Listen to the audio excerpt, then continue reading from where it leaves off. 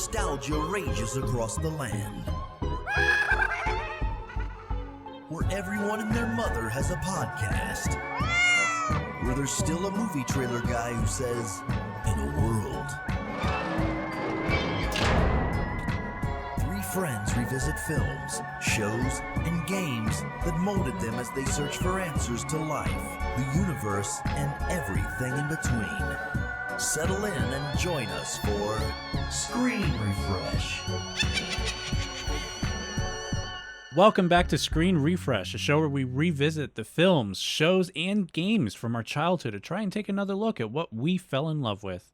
As always, I'm Nick, and I'm joined by the rest of the Screen Refresh crew, Dean and Tim, and including Dean's better half, Laura. Hello, I'm back. Abracadoo. Hello, podcast. My name's Tim. What's yours? Tim, they can't hear us right now. Wait, they can. They can't just... Never mind. Is this like Blue's Clues where we can talk to them and ask them questions, but if they talk back, we don't hear them? Yeah, I mean, technically, they can talk back. They just have to send an email to screenrefresh@gmail.com. like Blue's Clues, we just pause and wait for their response in the car or on their walk or wherever they are. Can you guys spot the blooper on the screen?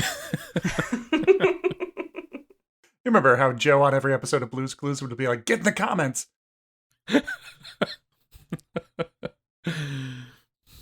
Like and subscribe, kids. In anticipation of the long overdue sequel, tonight we'll be discussing everyone's favorite witchy adventure, a little something called Hocus Pocus. Woo. Or as I like to call it, the Occult First Wives Club. True. I mean, kinda, pretty much.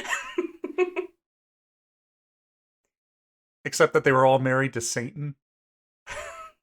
So I just want to say, Master. rewatching this, when they mentioned they're like, oh, it's like our mother, yada yada, I was like, man, I really want to. I would love to see them go back and show like the mother growing up with like these three young witches. And then I saw the trailer for the second one after that. And I was like, I haven't seen the trailer. Can we Oh, not spoil the snap. trailer? I actually didn't see it nope. either. Yeah. All I came saw out was like- the thumbnail on Disney Plus. Yeah, that's all I need. That's all I need. I don't need to see a trailer for that. then never Sorry, mind. Jim. Fine, then don't watch trailers and go see Barbarian. You after this podcast, you can record what you want to say, and then once Nick watches the movie, he'll put it in. Joke's on him. I'm never going to watch it. After watching Dumb and Dumber and Hot Tub Time Machine 2, I'm done watching sequels to movies I fucking love. I just asked Dean the other day if he had seen Dumb and Dumberer, and I think that was a resounding no, right? It's so Yeah. terrible. Yeah, I don't need so to. bad. Yeah. People say, oh, the new Star Wars movies ruined Star Wars, ruined my childhood. No, Dumb and Dumberer ruined my childhood. That's kind of how I felt about Zoolander, too. That was another I still one. haven't seen it. And don't Anchorman 2. bother. Ugh. Yeah. So, Hocus Pocus, released back in July 16th, a very Halloweeny 1993. Despite the overwhelmingly popularity of the movie currently, this thing bombed at the box office. So, at a budget of about $28 million, this thing made only about $16.5 million during its entire theatrical run. Citation needed. The movie does star Omri Katz, Thora Birch, Vanessa Shaw as her protagonists, Max, Danny, and Allison, guided by the boy-turned-cat guardian, Thackeray Binks, voiced by our favorite son of Goofy, Jason Marsden, and human version portrayed by Sean Murray. Our villain witches are played by the amazing Bette Midler, hilarious Kathy Najimy, and talented pre-Sex in the City Starlet, Sarah Jessica Parker. See, Scarlet Witch, Starlet. Oh, so it was before that show. Yeah. Oh, yeah. I had to look it up. yeah. I wasn't sure, but it was just before. Yeah.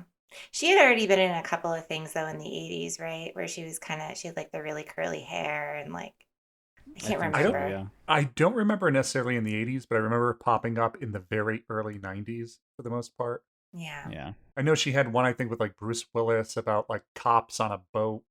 And I think she actually play as like the mistress in First Wives Club? She did, Sure. yes. Oh, okay. Which I think was filmed shortly after this. So I think this is actually the precursor to First Wives Club. This is the prequel. It's the prequel.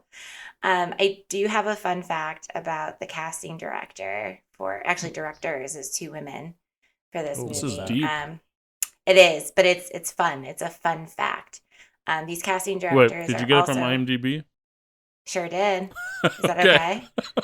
okay? Well, before you Citation needed. start then, It's a- so before you start and before we start, here's some notable trivia that we found on IMDb for our new segment on Screen Refresh called Citation Needed. Laura, take it away. Okay, I like it. So the 2 casting directors, they've worked together on a little ditty called Kiss Kiss Bang Bang, which is a personal Later, favorite. I assume. Yes, a little bit later. And also Cradle to the Grave, starring Jet Li DMX. and DMX. Yes.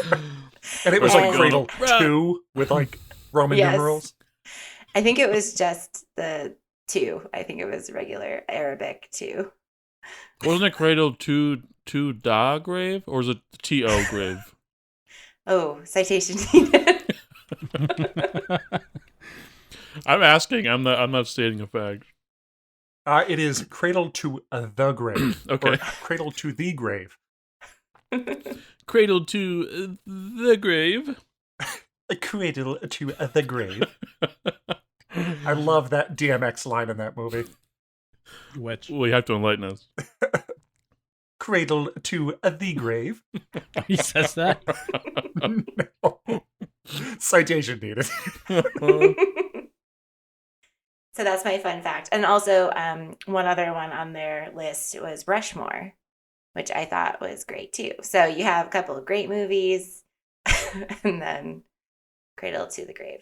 Wait, these are the casting directors? They casted. Yes. Okay. Yeah, because I was curious because I thought, wow, there's a lot of great talent in this movie. You know, what else have they done? And so it was just an interesting little find. And I think it's interesting because Kiss Kiss Bang Bang, that was kind of part of the RDJ renaissance, right? It was like one of his first movies where he was making a comeback.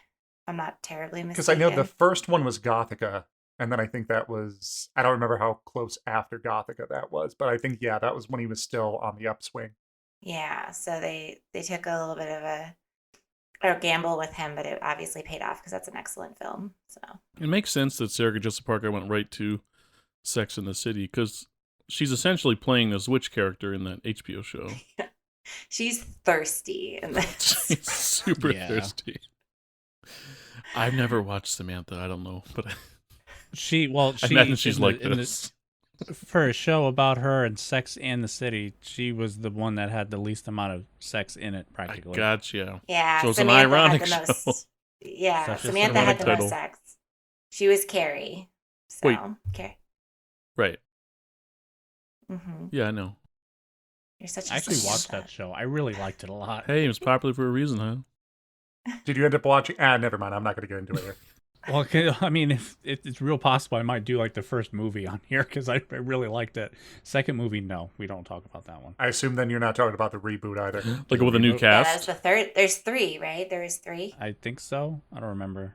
Well, there was the reboot on HBO that was them like modern day Oh. now. Oh yeah, yeah. Oh. And then what's her name? Like Samantha didn't come back for it or something. Right. She Yeah. hated them. Yeah, I didn't watch that. Yeah. So the only other connection that I know of as far as casting wise was that Omri Katz, who played Max, prior to this was in I think it was originally Fox, Erie, Indiana, where he ended up playing with Jason Marsden, who voices Thackeray Binks. I think that was like 1991, 1992. So it would have been prior to them working together on this one. Oh, okay. Wait a Because minute. Jason Marsden was the cool kid. I think his name was like X or something like that. And he had like the white hair and the trench coat. Badass. I have one more fun fact. The original actor that was offered the part of Max was our beloved Leonardo DiCaprio. Leonardo DiCaprio. And he turned it down. Oh, for what? A role. Are you serious? Yeah. He actually had the gall to pick I was just the guessing. role. He had the gall to pick the role in What's Eating Gilbert Grape over this film. Okay. But which one do kids watch every year? See, this is my exact Star Wars comment. We're not praising Annie Hall every Time day. to shit on Annie Hall. In our new segment, Nick just takes Annie Hall to task for 4 minutes straight. Fucking Woody Allen.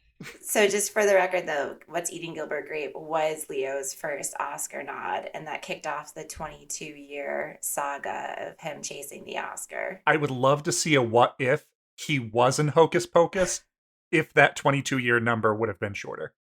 Right, he could have saved himself a little bit of heartache.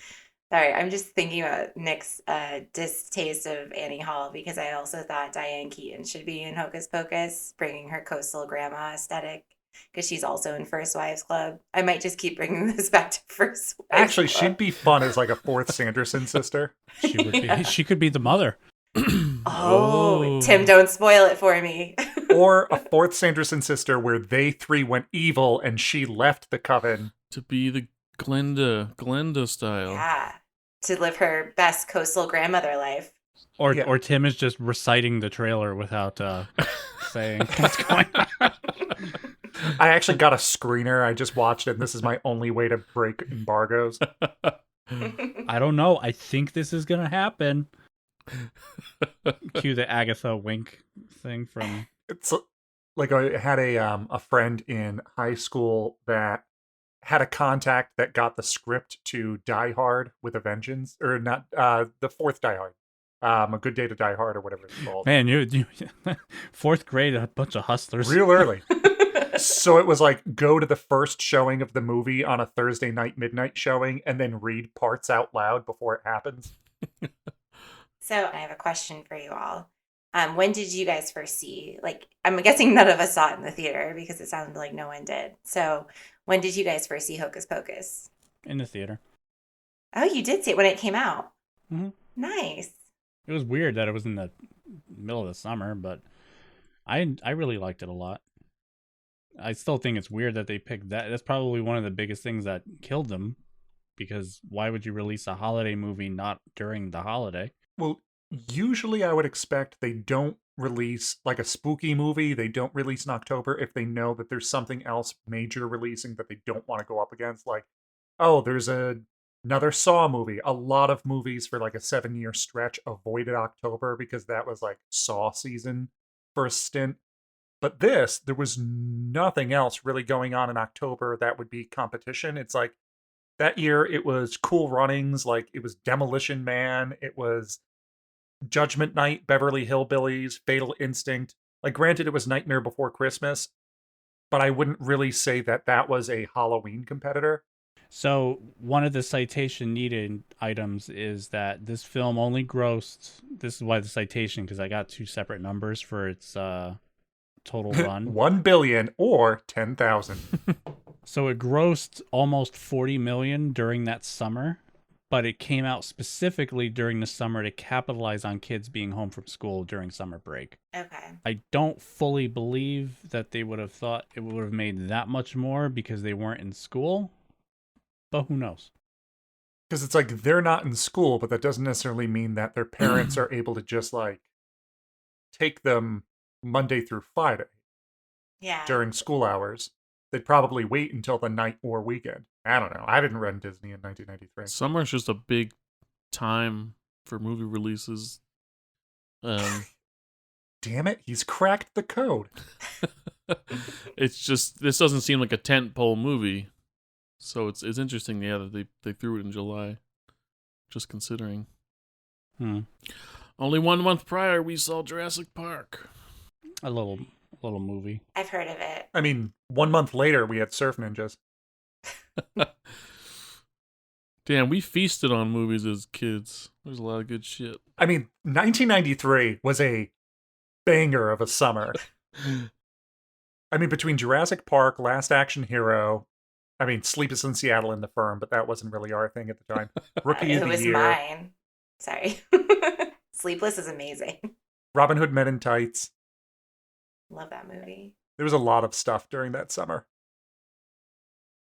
I actually saw Hocus Pocus for the first time on ABC Family, now known as Freeform, on their series 13 Days of Halloween. It wasn't Oh, 13 that would have been nights. later. No, because it wasn't Fox. It was after Fox Family. It became ABC Family. Yeah. And then they had 13 Days of Halloween before they made it 13 Nights of Halloween. And now I think it's 30 Nights of Halloween or 31. As it 31 should would be. make more sense. What's So next? you didn't see it in the 60 90s. Days of Halloween? I don't know. It's like 60 days of Christmas at the rate it's going now. Yeah, no, I think it started in 98, Tim. Citation needed. Really? Mm-hmm. Because I saw it in the 90s. But I would have been 8 or 9 at that point. I would have been 9 in 98. So I understood the movie a little bit better. Because there's a lot of talk of things like virginity and yabos. So Yeah, there's a couple. I mean, I think this is. I complain sometimes about current movies of like people throwing in things that don't really belong in a kid's movie. But then I'll watch all of the movies I grew up on and like, there's a lot of stuff in here that's really not for a kid's movie. So I guess I like that they tested us as kids a little bit more of here's some stuff that's a little gruesome, here's some stuff that's a little bit much, just to kind of, I don't know, prepare us. desensitize us. Yeah. Especially it's like, oh, we're looking for children. Well, give me a couple, or like, it may take me a couple tries, but Yeah. yeah, everything yeah, is- bus driver. It could be why everything is so PC nowadays, because we watched all of those things. It's like, we really shouldn't be watching this. And Yeah. then society as a whole decided that millennials were so damaged that we didn't want to repeat the mistakes of the past. But millennials are coming into power in Hollywood, so Yeah, I'm waiting for that Artax scene and the next Never-Ending Story. maybe Fuck we'll that see. scene. Maybe we'll see a return to pushing the PG limits in kids' movies.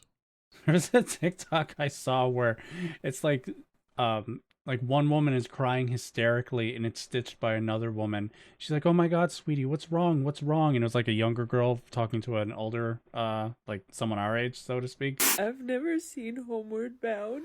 Oh, sweetheart. Did you just see the ending And for I the just first saw time? a clip of what happens at the end. Yeah, that's a tough one. It's okay.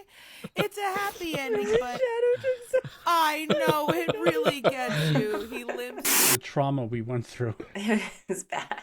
I mean, even we'll get to it later, but some of the Binks moments in this movie made me cry as a kid. Binks gets so. manhandled throughout this film. I mean, wouldn't you with immortality? At that point, it's just like, that's gonna kill Yeah. you. No, it's not. Like, I want a supercut of all of the Binks stuff because it's like Bruce Campbell and Evil Dead of just getting thrown through walls and cupboards and tables.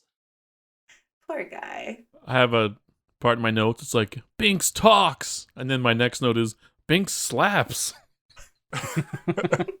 He smacks the kid. Yeah. Go get the book. Slap. I mean, also, if Binks knew that he's immortal, I would be a little bit more brazen with trying to stop the witches. Of just like, yeah, really just get in there, attack them. What are they going to do? Kill you? You can't That's your kill goal. me. Yeah, he should be constantly trying to tear their eyes out. Yeah, he didn't try hard enough if you really like think about it. But again, I know we haven't gotten into it yet, so So, should we light this candle? the black flame candle. I mean, other than that, I did just have a couple things as far as cast and crew, but we can go into the movie. No, go for it. The director, Kenny Ortega, also did Newsies. Boo. Yeah, not for me. Really? Soak 'em It's a for musical. crutchy. Soak him for crutchy. Also, He's actually also doing the boo. new. He's also doing the new Dirty Dancing remake. And the Boo. another one? Yeah, I guess. Is it a direct like for like remake of the OG? Because there was Havana Nights too. Oh no! This is a 2022 Dirty Dancing remake. Did you guys know that there was a reality show, I think last year or the year before, where they had like B-list celebrities compete to remake scenes from Dirty Dancing at the campsite, like the resort? That was a one-season show, wasn't it? Yeah, it was. And it had like Corbin Blue from High School Musical and Tyler Cameron, who is known from the Bachelor They franchise. competed to recreate scenes? Yeah, it was horrible. I think I made it through one episode and then I pieced out. So they're really stretching the nostalgia out for that. Who made it? Fox? ABC. Oh, I was gonna say Yeah. it's just adding to the long list of failed shows from Fox, but Wait, hold up a second. I just saw the plot line to this Dirty Dancing. This doesn't sound like a straight up remake. So first of all, it comes out in 2026. Oh. It's in development hell then. Madge flies to Peru for vacation and meets alpaca farmer Jorge while their romance blossoms and the temperature soars in South American heat. So too does their love for the dance. Now they'll have the time of their lives. I'm calling That bullshit is not on the that. Dirty Dancing I recall. I'm calling So I guess it's not a remake, it's a reimagining. That's development hell if it's in 2026. No, they need time to let this story breathe. percolate. Yeah, I don't think this is ever coming out. Yeah, I don't think. That's so the producer can point, look, it's on IMDb. It's gonna be a movie. Wait, we can do that? Sure. But the only other kind of major thing is, I don't know if we talked about the writers. So Neil Cuthbert is the actual one who did the screenplay, Mystery Men, Adventures of Pluto Nash, so on and so forth. But I think story by was David Kirshner, who did the Fievel series, Page Master, and then Mick Garris also was an executive producer and did a story by credit on this, which Mick Garris is kind of, it makes sense for him to work on this because he's huge in the horror scene as far as the shows like Masters of Horror, Fear Itself, all of those things, Amazing Stories years ago, are all ones that he's had a hand in over the years, as well as he ended up writing and directing, or rather he directed The Stand, a lot of Stephen King ones, the Shining TV version. He ended up writing, I think, Batteries Not Included that we talked about on our Aliens episode. But Mick Garris is a blast and a half. If you ever listen to Postmortem with Mick Garris, he has his own podcast. But he also has a wonderful head of hair. So Google him. He has long white locks. Well, I'm jealous. Oh. I just wanted one more note that I think this today might have been the first time I watched this movie like end to end. Like I remember guess you're not in things the about this demo, movie, so- but I'm like, I don't know if I've seen this entire thing when I started to watch it. when I wrote this whole thing up, I actually had to watch it twice because as I was trying to watch it and like do the notes, I caught myself watching it instead of actually paying attention to writing. I just wanted to watch this thing like as it played because it's been a long time. Because I mean, yeah, we watch it every year, but like how many times do we have a Halloween party, we're carving pumpkins, we're doing this, we're doing that, and it's on in the background, but it's never like no one's sitting and watching it from start to finish. Yeah. It's more like it's a ritual play, not a ritual watch. Yeah. It's like, oh yeah, we play Hocus Pocus every year. I don't Well- sit down for it, but we play it. Here's the thing. You guys are not a part of the PSL subculture of basic women who, Oh. who obsess over this film. I dabble in that subculture of, wearing like the really big scarves and when I'm, in New England. And I actually would watch this end to end for fun every year, either by myself or with my roommates or friends. So, but again, I think that's a very specific niche. And I think it's definitely been appropriated by that group of women that are like, it's fall, y'all. They buy those signs at Hobby Lobby. You know the type. So, I and I'm mean, proud of it. It's fine.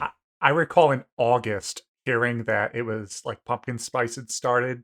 So I left that day to go like to Dunkin' Donuts and a Starbucks. And Starbucks was like, we didn't start it yet. And I was like, okay, fine. I'll come So- back when you do. I got special treatment at the one Dunkin' Donuts that we have near us in Los Angeles. Dean and I went, and I think it was still August. And I asked them if they had pumpkin, and they weren't selling it yet, but they had gotten the shipment of it.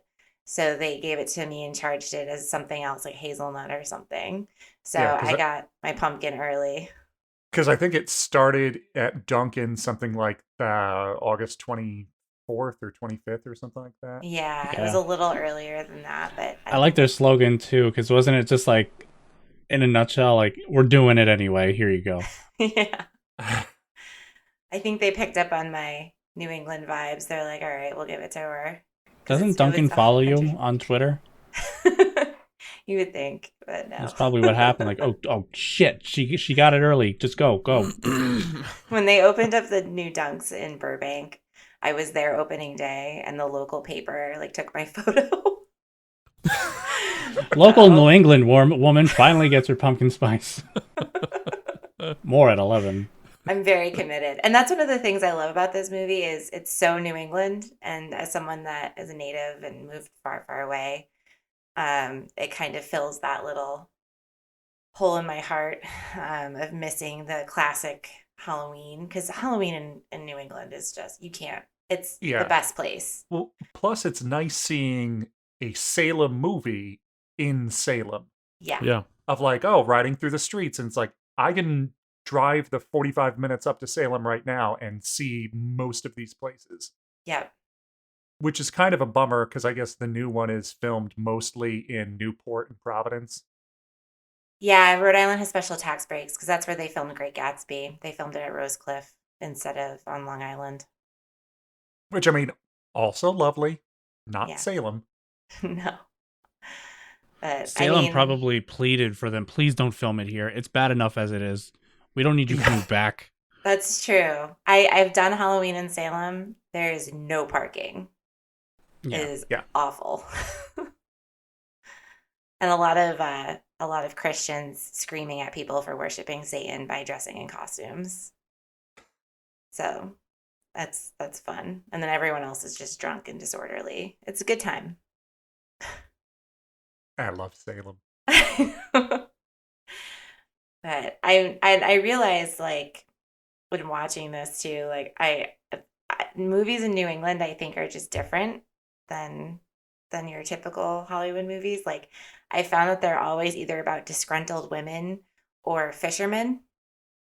And I mean, and I'm not counting Boston movies because I Boston was going movies to are say, so about Manchester by the Sea and The town. the well, yeah, so town. Boston movies are about crime, baseball, and higher education, right? Because you got like Good Will Hunting, Fever Pitch, The Town, The Departed, Whitey Bulger, whatever that one, Black Mass, I think that was Oh, wait, called. in The Town and The Departed, all those guys talked about being fishermen as well. Well, no, I'm saying Boston movies are their own subsection, but New England, you've got disgruntled women, right? You've got Practical Magic, you've got the Sanderson sisters and Hocus Pocus, you've got Mystic Pizza with Julia Roberts and like those women, right? And then obviously fishing, you've got The Perfect Storm, which also has a disgruntled woman in Diane Lane. Well, I think she was disgruntled because her lover went out to die in the water. Yeah. I She think was- that's more than just disgruntled. She was very disgruntled. That's not like she's unsatisfied in her position at like work. Okay, so then she doesn't fall under disgruntled. We'll just say that she falls under the fisherman. And then we've got the Oh, lighthouse. I'm sure she does. Ooh, and then we had the We lighthouse. That was get also New it. England. New England is fishermen. Dean hates that I love New England. Where did Witches of Eastwick take place? Isn't that supposed to be Connecticut, which I guess isn't New England technically? It's a tri-state area. Indeed, Connecticut But I always New try to lump it England. in. Dean, you're from Connecticut is- Pennsylvania. That's practically like New England's cousin. No. You just opened a can of worms in my brain. I always tell Dean he's from the South. Oh. That's a discussion for another day. Dean, what movies are in Pennsylvania? I don't know. Let's talk about Hocus Pocus. Is Philadelphia in Pennsylvania? Philadelphia Story, is that what it's called? Well, I mean, he does have one of the national treasure type movies. Like it's a national treasure in itself, taking place in Pennsylvania. Oh, yes, that's true. Okay. So Laura, you're right. Connecticut is part of New England. Evidently, Wait, what? I thought it wasn't. 'cause What? You didn't think How it is this was? I didn't think it was because evidently back in 2010, Discover New England, like the webpage for New England, removed Connecticut from the website entirely and said Connecticut is not part of New England. And then I guess they that sounds only like- recently went back and added it back in. That sounds like somebody has beef with Connecticut, whoever made that decision. Yeah. That's hilarious, actually, because Connecticut is the redheaded stepchild of New England because it's almost New York. Apologies to redheaded stepchildren. So this whole segment's gonna get cut out. Sorry. So I was trying to steer it back to Hocus Hey, Pocus. you said you're the host and driver on this. I'm just a guest. I was trying so to take it direct back to me. Hocus Pocus. Flora's I having a know. good time. I'm not gonna like deflate her sails. I'm gonna shit on her parade. I'm her husband. It's I don't fine. have that right, Dean. I just like, I love New England so much, and it's such a New England movie. I just thought it was something fun to talk about, but no, it's See, okay. and that's the clip worthy. That's the part that we keep. Editing magic. A New England spin-off that's only New England-based films. Although I do like the part where Tim thought Connecticut wasn't part of New England. That's also staying because anytime I can back on Tim, that always That's gets a because highlight. information I had was incorrect. There are forces conspiring against me to make me look stupid. And Nick is relishing it all.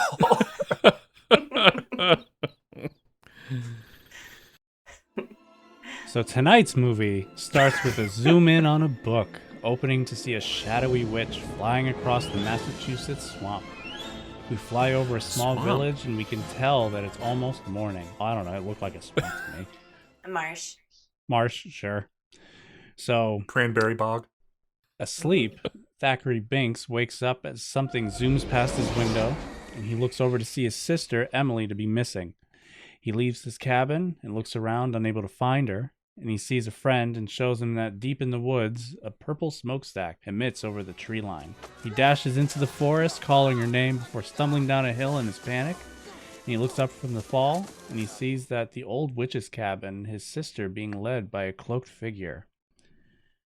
He sneaks over to the window and sees his sister surrounded by 3 witches. Look, another glorious morning. Makes me sick. We see the witches up close now, old and ragged. The lead witch, Winifred, played by Bette Midler, who also, citation needed, Cloris Leachman was supposed to be the first choice to play Winifred, or at least by the producers anyway. She would can see have it. she would have done an okay job. I think so. So she moves over to her book in a loving way and caresses the covers. It's a very Necronomicon book. It is. Absolutely. Do I mean, they say it the had binding skin? is made. It's made Yeah. of skin. Yeah. Yeah, I mean, right down to like other than the leather stitched binding, and then you get inside and it's like the pages themselves, but the font and font color is like ripped directly from Evil Dead. Might be an homage. Possibly. Homage. I just had a quick thought on when Thackeray was running after Emily and Sarah. So Emily and Sarah seemed to find a pretty straightforward way to the cabin. Which way did Thackeray go that he ended up falling down a mountain to get to And it the does look cabin? like They might have floated, you know. They probably floated down that hill. Because I love too, like he runs into the forest line and then almost immediately he falls down a hill and then he's at the cabin. So it's like the T-Rex knocking that Jeep over when it clearly just stepped over a ledge. Like where did he push the Jeep from? Onto? Because there was land here a second ago. Exactly. That was just a brief observation I made. Well, also, I want every Halloween party to have like a punch cauldron of whatever like they used for this. Like, I love the cauldron they're working on. It's like the glowing liquid with smoke emanating. Oh, I from thought you it. meant like with the ingredients like spit and There's a lot of Toes. spitting. There's a lot of spitting in this movie. Oh yeah, Literally biting your tongue.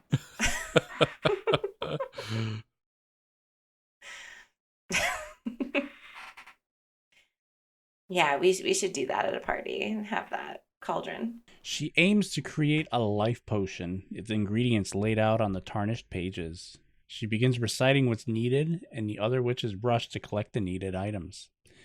'Tis ready for tasting. So with the life potion, the witches must feed this into a young child, and in doing so, they'll be able to siphon the life force from whomever drank. Despite Binks jumping down to save Emily, he's stopped by Winnie, but not before he dumped what's left of the potion from the cauldron onto the floor. Emily drank the potion, and the witches notice her life force ready to consume with like a swirling kind of white mist thing, which also citation needed. This is the first Disney movie to include special effects, apparently. And the first Disney movie to have a on-screen child death, I'm assuming. Yeah, she definitely died right there.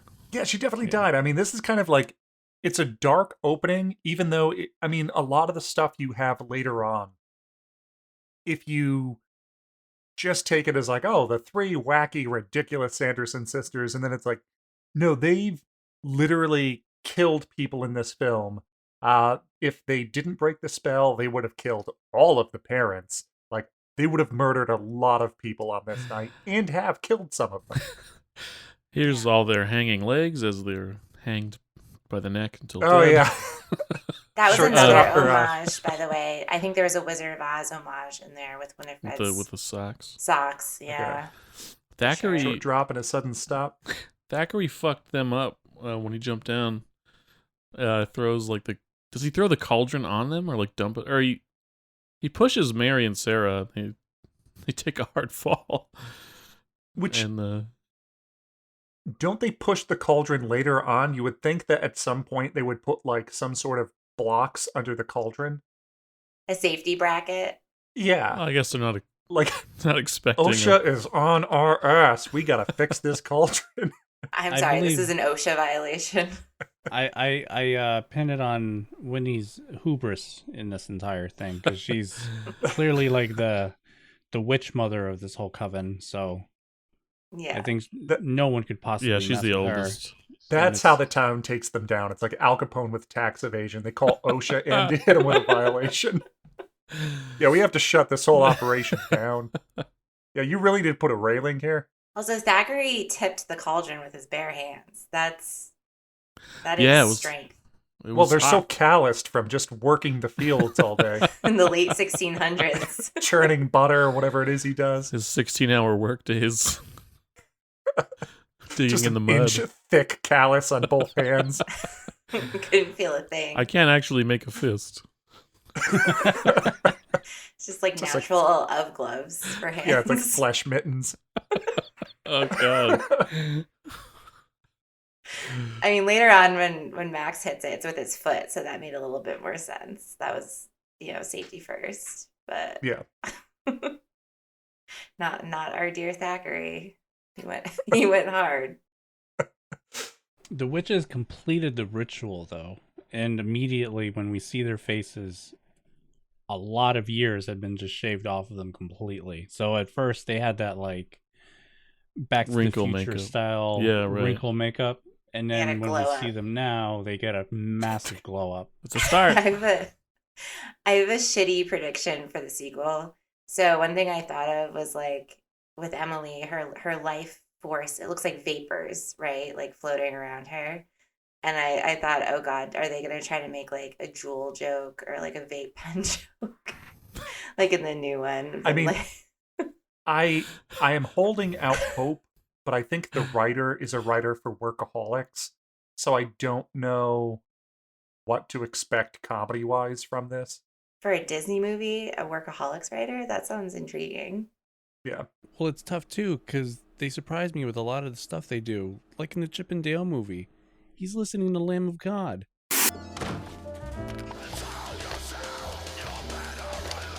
Millie, I'm home. That's my favorite joke in the whole movie.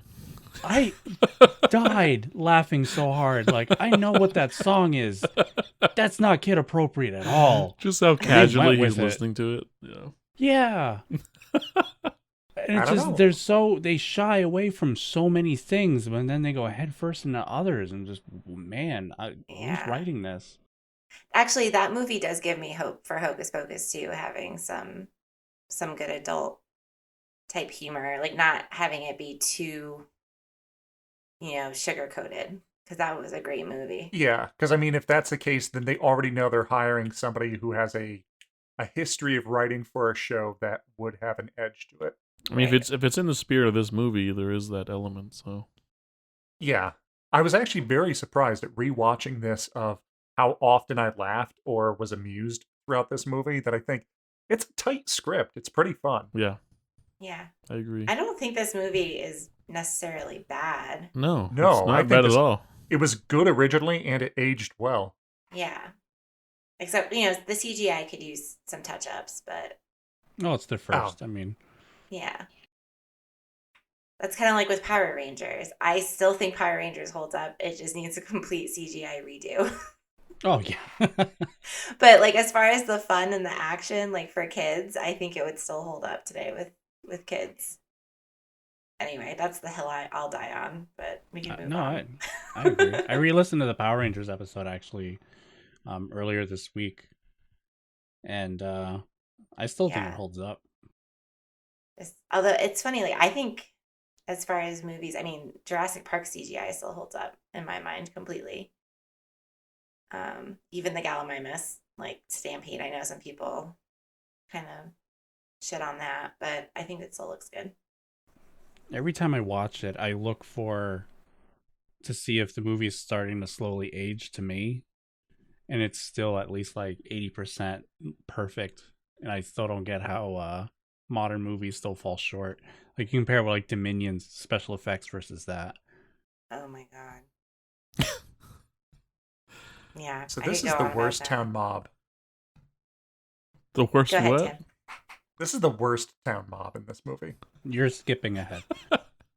Yeah, we haven't seen the transformation. I will put you in the brig on this ship.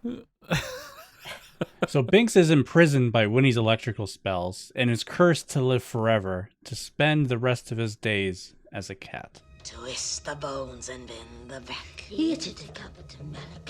Trim him of his baby fat. Give him fur black as black, just like this. He shrivels and yells Immortal. in pain. Immortal, too. He shrivels and yells. Oh, yeah, that's right. Because just because you can't die from physical means doesn't mean that you're going to not just die of old age. It's like, cool, I'm immortal, but I'll live forever, but like if a piano How fell long does on a me, I'd cat still live? die. Like at like 20 more years? Okay. And then it's the opposite where it's like, I can live, or no, like nothing can kill me. You could shoot me in the head and I'll still live, but I can still die of a heart attack. Or I remember, I'm an old time radio person, so I remember, it's like, oh, the man who lived forever, and then he ended up murdering another person because it's like, I can't die, you can't kill me, and then he gets arrested, and they're like, life in prison, and he's like, oh no.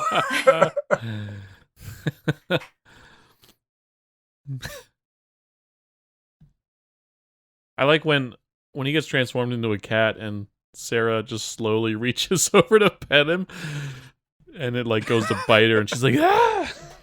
Well, that was just a good comedic moment to me. She's I laughed. great That was in my this first like movie. laugh out loud moment was when she tried to touch the cat.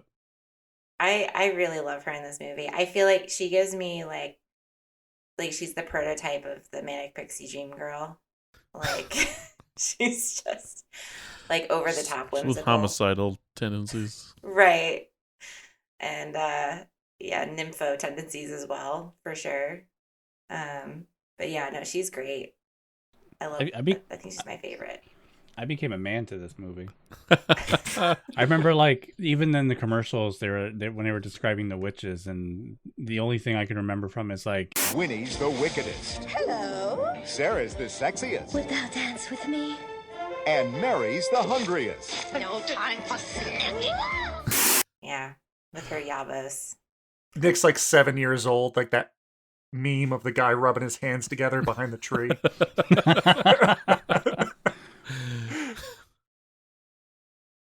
good old Disney skewing all of my expectations on reality. Sarah Jessica Parker.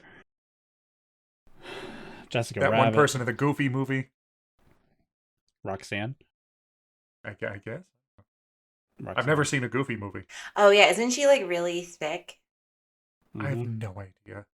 I think I saw a meme that was like, "Goofy movie, what are you doing?" She was like really, really thick. But that's like, I mean, but it's continued on like with The Incredibles, Thicker than a Elastigirl. bowl of oatmeal. So another fun fact with the cat, the animatronics for the cat in this movie were recycled for Sabrina the Teenage Witch. Makes sense. Yeah, definitely. What was his name? Salem. Thank you. Hmm. Why didn't I remember that? So obvious. And I'm pretty sure the one who voiced Salem is the same one who was Norbert on Angry Beavers. I What? want to say the voice of Salem. Oh, I'm not sure. Citation needed. I can hear it in my head, but I would actually need to do this side by side. Because Richard Horvitz stands out so much, you would immediately know, like, oh, that's Daggett, oh, that's Zim, oh, that's Alpha 5. Yes, so it was it Nick Bakay or Nick Bakay? Yeah, he's But yeah, he he's did Norbert. the voice of he did the voice of Salem, and then he was also Norbert. No kidding. Would you like to introduce the villagers, Tim? Yeah, That's what I was this is a gonna say. I'm dumb like, I've mob. been waiting. Like the fact that they string them up, but then they let them just continue talking the entire time. They finally start like doing a spell, and instead of being like pull the lever, it's everybody cover your ears and look away. Then they give them the book and they cast an actual spell while they're still standing there looking away, and then they're like, okay, you done with that curse? Pull the lever. They deserve everything that happened to them.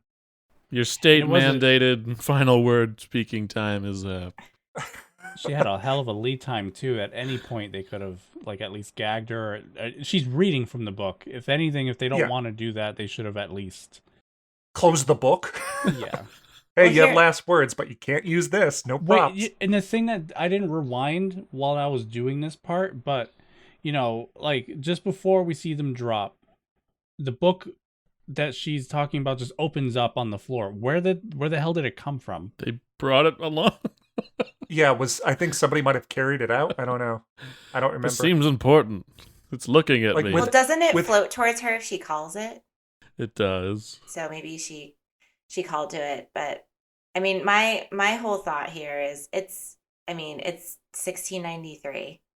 What other entertainment do you have? I mean, if I'm in that crowd, I'm probably bored You and see I want a See show. a book that's But looking isn't this at in you. like prime witch killing time? Shouldn't they be like raw efficiency at this exact task? They But should have maybe- 15 witches all lined up and then just boom, boom, boom, knocking them out. They're like, we got stuff to do. I mean, maybe they needed that entertainment. Came here to kill witches and churn butter. And I'm all out of butter. This was back before the expression "fuck around and find out" came to be. So there was a lot of fucking around back then. And this is where we discover about the finding out. Absolutely. Have we Oh, so finally prequel, found out? really. I also have to say, there's no way. I think their second order of business was like, oh, they have a house in the woods. We're torching that shit right now. No, Yeah. let's turn it into a tourist attraction and make some gold. Are you kidding me? There's no way they would have kept that house. Oh, Well, It's it's a 2-bedroom, 1 bathroom, prime real estate in In Massachusetts. Massachusetts. Massive secluded. kitchen. Massive Well, kitchen.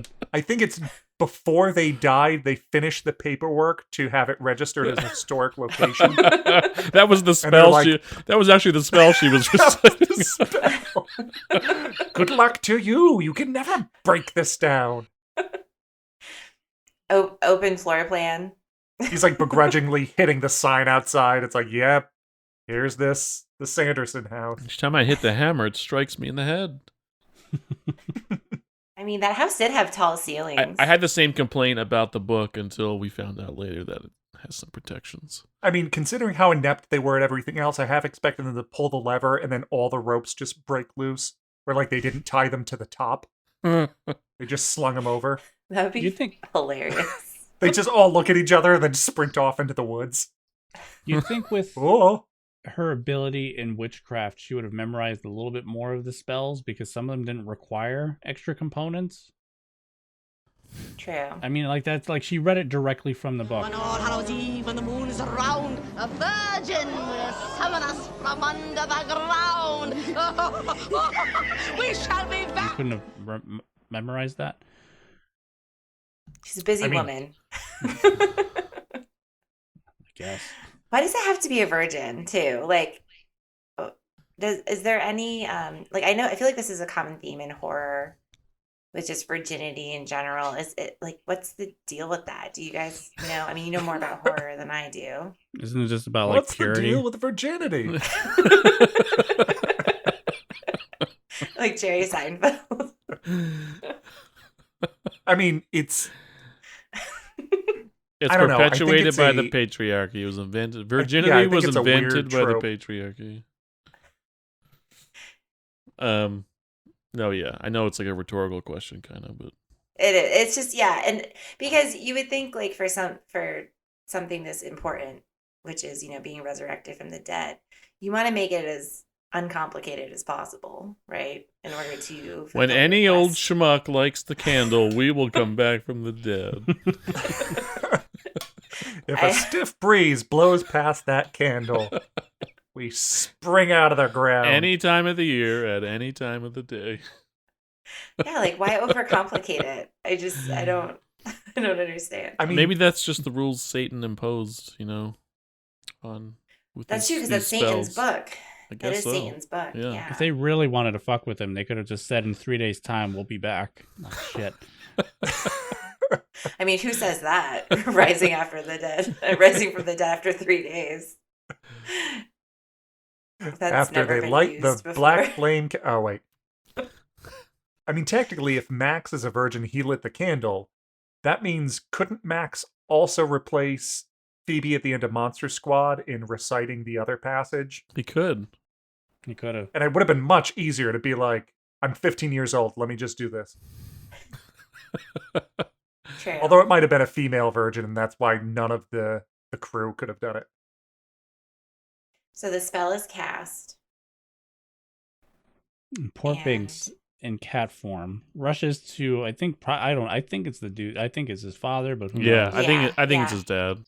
Yeah, he does that cat thing where they like run between your legs, trying to get your attention, but just Trips him, but- breaks his neck on a stone. Oh God, I'm responsible for 2 deaths. but he comes right back. He comes right back.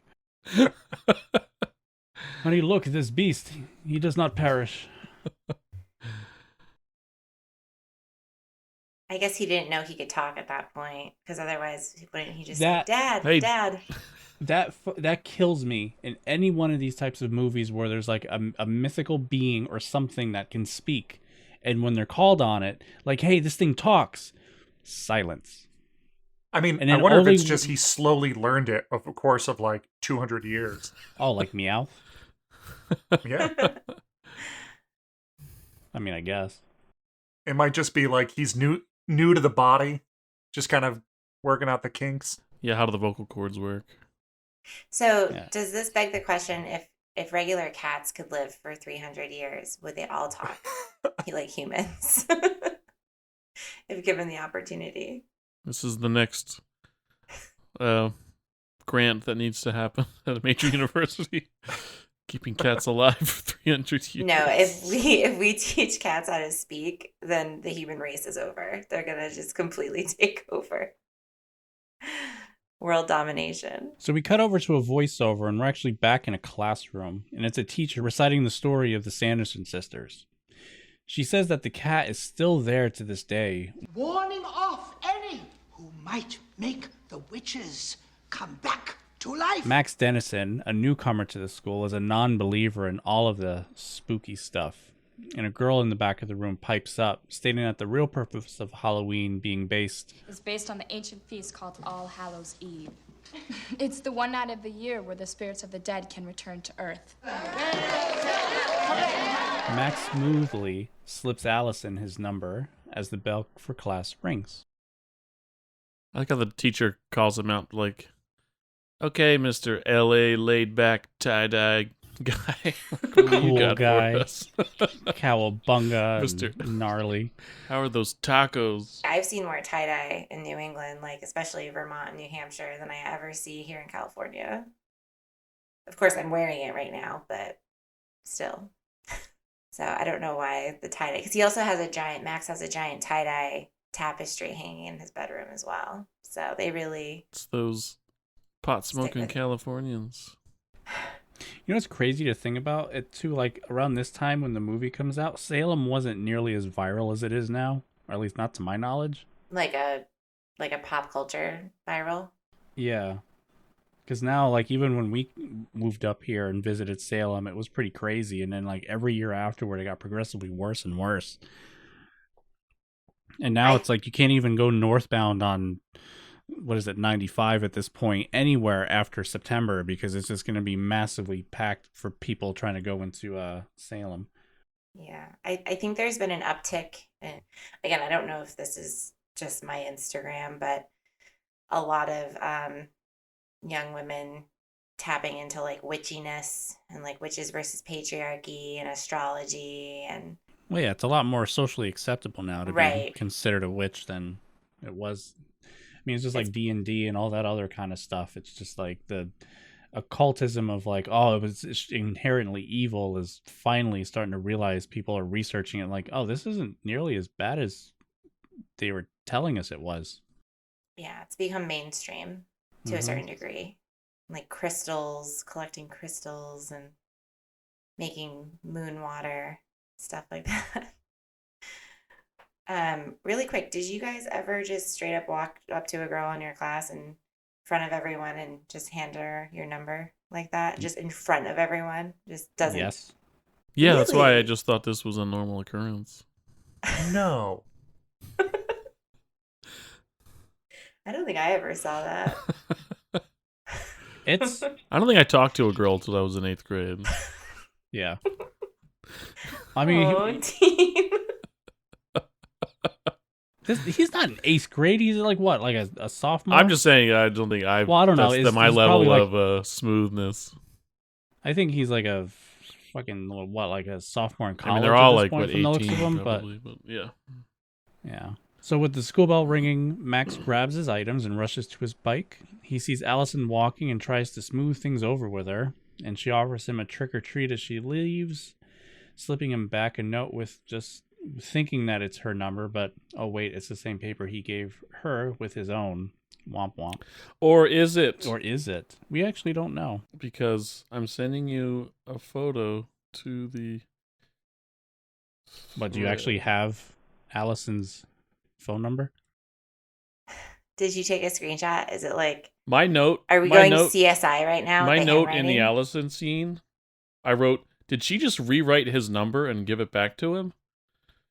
I think just because I just saw it, it's just a what's it called? A continuity error. Like I was because I had just seen it and I was like, that looks different than I just saw. I was like, she just rewrite his number? Headcanon is not that. Headcanon for me is that this is not the first time he's done this in class. That she's just collected a bunch of his notes of her just like, here's my number. Here's my number again. Yeah, it's just an obviously different piece of paper and note that was written. It just happens to be so close to it. I was like, this doesn't look like the same one. At least it's spelled the same and it's the same number, because it'd be funnier if she misspelled it or something. I mean, she says trick or treat when she hands it to him. So, I mean, Dean, your idea isn't totally far-fetched. Also, quick call out, Max has... No. She hands that paper, he looks down and looks back up, and it's him handing himself the paper. He's like, what? And then he looks back down and he looks back up, and all of a sudden he's Allison and Max is standing across from her. The ritual is complete, and then she walks away as Max. Guess you believe in Halloween now. Well, I was just going to say, I like Max's hair because it brings me right back to the 90s. So I just want to do a shout out to the middle part, mushroom cut. I had middle part, but it wasn't like mushroomy. That's the Boy Meets World hair. Yeah, 100%. I parted down the middle for sure. Also, some the guy point. that voiced Binks was in Boy Meets World. That's where I knew him from. I know you The guys guy who voiced mentioned him. Binks was in everything that came out in the 90s into the 2000s. If it happened on TJIF on a Friday night, he was there. Yeah, that's where I knew him from, though. He was Eric's friend in Boy Meets World. But he does have a great voice, so. Wasn't he in Blossom too? As like the funny friend? I didn't Probably. watch Blossom. I don't remember. Maybe. I like how all these kids leave this school like they're celebrating the last day because it's like confetti and silly string and like streamers, and it's like, you're only 2 months into school year. There's nothing to celebrate. And you don't get Halloween as a holiday. You will be back at school probably the following day. No, I looked at it like I wish everyone celebrated Halloween like Salem does. Oh, I agree. And now it's like I have to ask people at work, are we dressing up this year? Is anyone dressing up this year? Because I'm not going to come to work in like funny clothes if I'm going to be the only one. It's going to be real awkward in like employee orientation where I'm dressed up like a Mandalorian and everyone else is in like normal business suit attire. I'm like, yeah, this is cool. Wear a tie with it. I should. That would be great. I did notice too in that scene where she hands him his phone number back, there's a small child in the background wearing a Sonic costume, like a homemade Sonic costume. So I thought that was cool. Yeah, it's Blink and you miss it. Yeah. Well, because I noticed in this movie, for the most part, with the exception of the mother being Madonna, all of the costumes are very much like There's another one of those generic things. Like there's not like nowadays you go and you see kids trick or treating and it's all Spider-Man. franchise stuff. But in this movie, it's all handmade, nondescript, Aldi brand costumes. Yeah, everything they wouldn't have to pay money for because Disney didn't own Marvel yet. Well, plus, I guarantee you in Hocus Pocus 2, you will have everybody running around in Iron Man and Captain America. 100%. Star Wars. They had like Cinderella. They had all the princesses. And plus, at that point in time, there wasn't anything to be nostalgia for because nothing came out yet. True.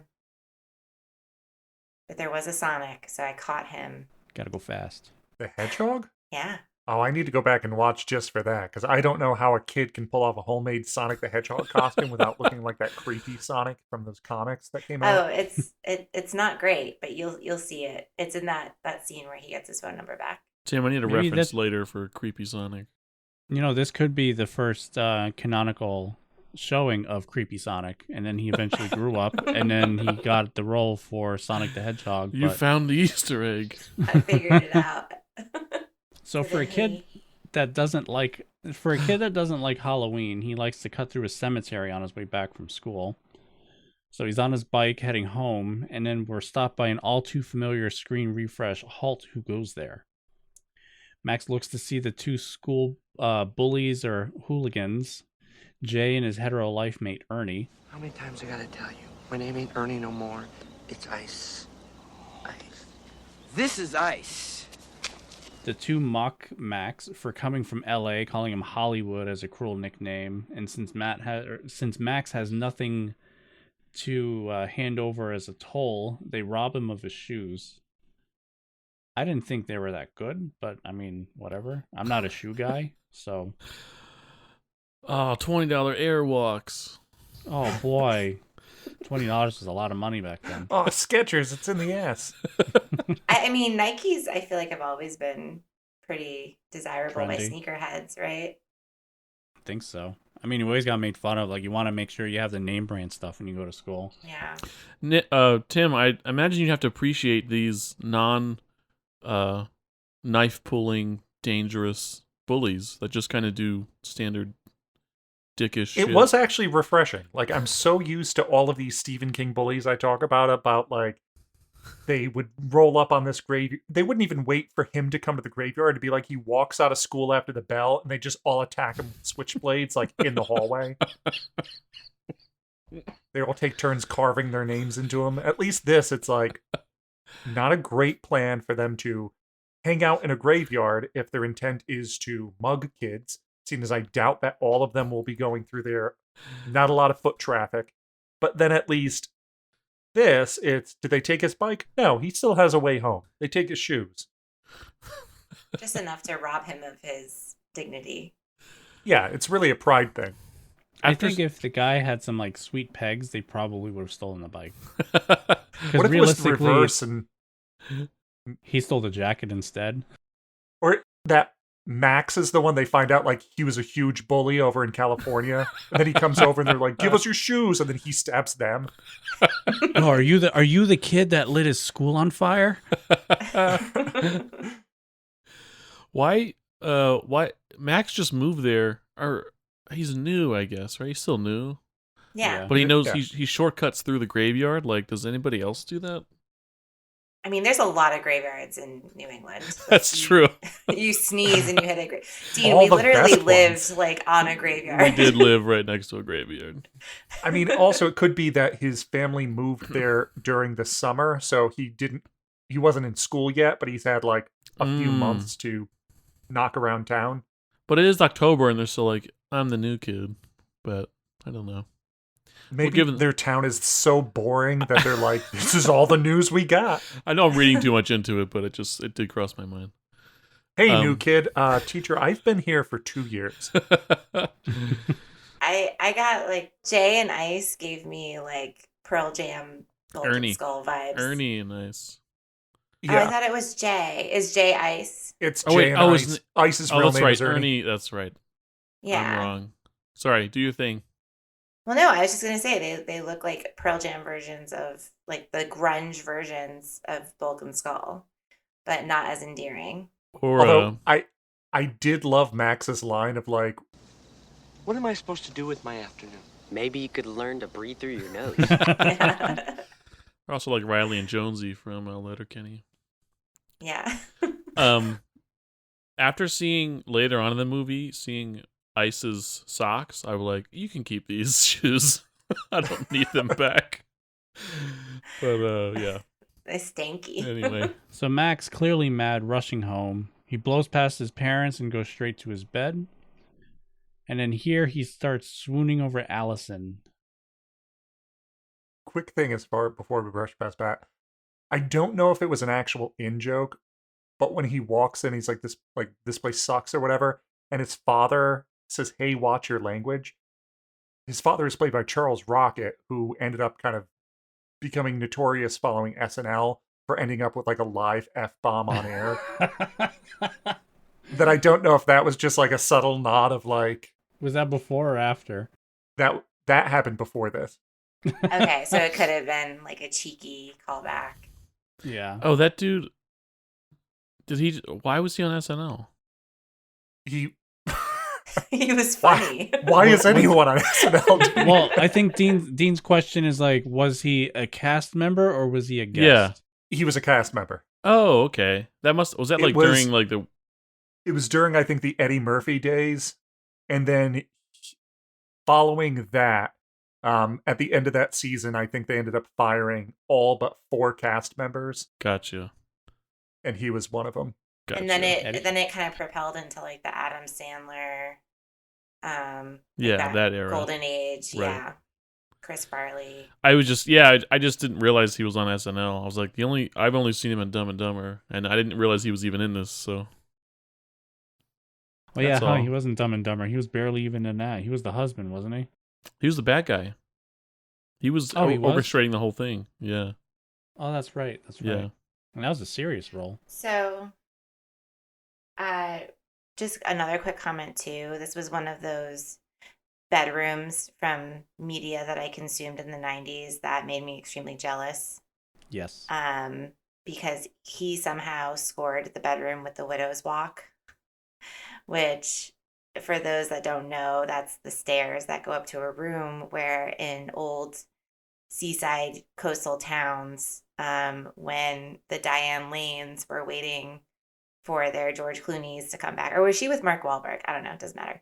But when the fishermen's wives were waiting, they would like stand up and like walk around and look for the ships. And he got that in his room, which is so cool. He had the cool. I mean, I think the only room that was cooler is Arnold from Hey Arnold growing up. Facts. Yes. Yep. With the sky panels. Yeah. And roof access too. Arnold was able to go onto his roof, wasn't he? Yeah. Yeah. Amazing room. I also like I like Clarissa's room too, but that was a different show. I wonder if she ever got robbed. It was really easy to enter her room. You'll have to fucking There's a ladder outside. right the ladder pops up and all of a sudden it's like, I'm Jay and I'm Ernie. That's nice. Can we have those? Can we have those pumps? So while he starts swooning over Allison, but actually in reality, his sister, prying from the closet, bursts through the door to bust his balls about it. Danny! I scared you. Ha ha ha ha ha. I'm Allison. Kiss me, I'm Allison. She tells Max that he's going to bring her along trick-or-treating, but the parents will be at some new party in town, which I wish they had stuff like that we could go to, because technically they're people our age that would be going to something like this, and I don't know of any like town-wide Halloween party that you can go to. That party looked insane. Max is... I'm jealous. I know. I really wish just Halloween was more... It's like online, you see it everywhere, and everyone's so into it. But then when you walk around, especially on Halloween, like no one's dressed up, no one really decorates anything, and it's so thrown under the rug, and it's just kind of sad to see. And then you see like how viral and sensation everyone loves Halloween, but it doesn't. Be more overt about it. I want to see all the like costumes and stuff, and I want to get gassed, and then like just a couple walks up and they're dressed up like Peter Pan and Wendy or some shit, you know? Yeah. I remember early on when we used to pop into Salem like on Halloween or around Halloween several years ago. It used to be like this big thing, and you would see everybody like going around in groups and it'd be like the parties going on. And then I feel like as we were doing it years later, it kind of dwindled, and that was even well before COVID. It's too bad. I like how Max, when he's getting teased by Danny, in a fit of rage, just sits down and starts drumming. That's what I would do. I actually noticed they might have re-recorded. They definitely re-recorded it for audio, because if he was drumming, they couldn't have used any audio on set. But he's actually playing, like he's competently playing the drums. I was like, oh, I appreciate that as a drummer. So Max is not into any of what Danny is saying, and it's not until Danny screams for their mother that he just gives in and is willing now to bring her trick-or-treating. Later that evening, Danny comes down still in her witch costume, and Max is in his laziest rapper costume ever. This was like pre-Eminem too, so it's... Shouldn't the hat be sideways? So while but then he changed to a little leaguer, like it shifted. He's a later little on. leaguer. Also, the little sister scream is 100% real. Oh yeah, that was good. That was. I've implemented that as a little sister to a big brother. I've done that To get her way. Her siren scream from hell. So while trick-or-treating, Max and Danny run into Jay and Ice once again. They're now wanting candy given to them from all of the passing kids. And she talks Max up, but doesn't realize the previous run-in with the two of them just get them laughing even harder at Max. And no matter what she says, they just roast Max harder and harder until Max just gives them the Halloween candy that he has, just so Danny can keep hers. And as they leave, the two bicker about their situation because it's a whole new place. Max hates the new town, missing their old home. Danny seems kind of indifferent about it too, and she just says that... Well, this is your home now, so get used to it. And Max just butters her up by continuing their trick-or-treating. And as they start, they started talking in front of this house, and then it's like, all right, let's keep trick or treating. They stand up and they just walk into this house, and it's just some random Casual B&E. Yeah, and just some like eyes wide shut party going on. Which, I'm sorry, this party and then the party in City Hall that both seem like something that swingers would go to. half expecting to see like the bowl of car keys at the entrance. Yeah, exactly. Like, definitely some wife swapping going on. All of these look fun. Yeah, I just don't know why. Yeah, Colonial just seems so boring to have that be the theme of the party. It's a Tudors party. They're just like 15 years early for it. 20 years early. Maybe they're not doing Halloween. It's just their dinner parties. I was so jealous of her dress, though. All of the dresses in this movie, like as a kid, and even now, like seeing the costumes. Almost. I'm just like, I wanna wear almost that. thought it was the same dress that Keira Knightley wore in Pirates of the Caribbean. It's almost the same like stitching, but it's not the same fabric. Yeah, it looks very similar. I was I love jealous. the cape. I was jealous of her yabos. Yeah, so this is where we get the Yabos line that I keep, which I did look up the etymology. I've never heard this to refer to breasts. So that's because this, in fact, was the origin of that slang. Oh, shit. Ground Zero Yabos. She got them Ground Zero yabos. Wait, that sounds weird. Patient Zero? Patient Maybe? Zero, there we go. Yeah. Patient Zero yabos. Wait, no, that still sounds wrong. But also, like, so Danny forces Max to take her out, almost gets him into a fight, mocks him for not fighting a crowd of men, and then blows up his spot with Allison here, knowing that he likes Yeah, her. and it's best too when she's like, "Oh, this is Allison." Time to fuck around her. somewhere. And he still has to make compromise to get her to go out to the house. I mean, it would have been made so much more sense if later they're like, "We've taken your sister," and he's like, "Cool." Like, wouldn't The blame movie him. just ends. They're flying off into the sunset. You see the body drop from the brooms. See you next year. White hair. I did like Max's face here when his sister just continuously says the word yabos, or he loves your yabos, and just his wide-eyed just like stare at her. Yeah, Max, what did you that call was- them? Yabos. I think it is cute though that Allison does try to break the ice instead of being completely creeped out. It's like, she compliments Danny's costume, and that's how I like Allison. and that's how it actually starts toward the Sanderson sister house, because she mentions like, Why don't we go to this old Sanderson house? Well, come on, make a believer out of me. Okay, let me get changed. You'll never miss me. Max, I'm not going up there. and Danny immediately is like, nope, nuh-uh. And he mentions like, well, come on, it'll make a believer out of him considering on how much he's anti-Halloween. And I guess that's enough for Allison to want to change. And Danny's just like, please, let's not do this.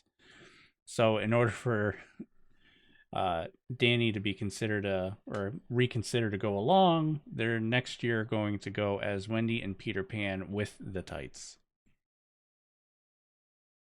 Which I think it was interesting that a second ago Danny was busting Max's balls about not being a man, and then he said, "Okay, well, let's go to this haunted house," and then suddenly, like Danny's like, "No, absolutely not." She's all talk. Put Max, up or you should shut have up. fought those guys. Okay, let's go kill them. Wait, no. You and me, Danny, back to back. It's like the end of the one with Jet Li. Max at the top of the house just fighting all of these kids off. Papa Roach blares in the background. The trio enters the old home, now at the Sanderson sister house, And it's just turned into an abandoned tourist trap. There's cobwebs everywhere, and Max finding a lighter with a fourth wall breaking magical lighter fluid. I hate lighters in movies for that reason. And Max sees the black flame candle. So as a historian, I would have wanted it's a real spell book. Why is this in a tourist trap, you know? You'd think that someone would have decided, let's read this thing and see, oh shit, it's actually real. But no, it's just in a glass case. Especially for 300 years. Yeah, he reads the placard. Legend says that on a full moon it will raise the spirits of the dead when lit by a virgin on Halloween night. He suggests lighting the sucker to meet the old broads and is attacked by a loose black cat in the store. I guess this is Thackeray Binks finally. Right for the eyes. Right for the eyes. Danny's freaked out. She's like, all right, Max, let's go. And then that's when Max is like, you know, this is just a bunch of hocus pocus. And he lights the candle. Roll credits. I like the effect that the flame turns like normal orange and then it fades to that black hue. I thought that was cool. Which, if they didn't do this fanciful music here of like the very kind of early 90s Disney music, this resurrection scene could be pretty creepy with different music inserted into this of like the lights flickering and then the candles bursting on and all of a sudden the door swinging open and the silhouette standing there. Like, you know, Tim, there's a resurgence of fan edits, and I think you should make like a PG-13 version of this movie. Oh, who has the time? Is this PG? Yeah, I guess it is PG, isn't it? Yeah, yeah. I think this wouldn't work as a rated R movie. It would be a stretch and a lot of work, but I think you could turn it into a PG-13 by just tweaking a couple Ari things. Aster's Hocus Pocus.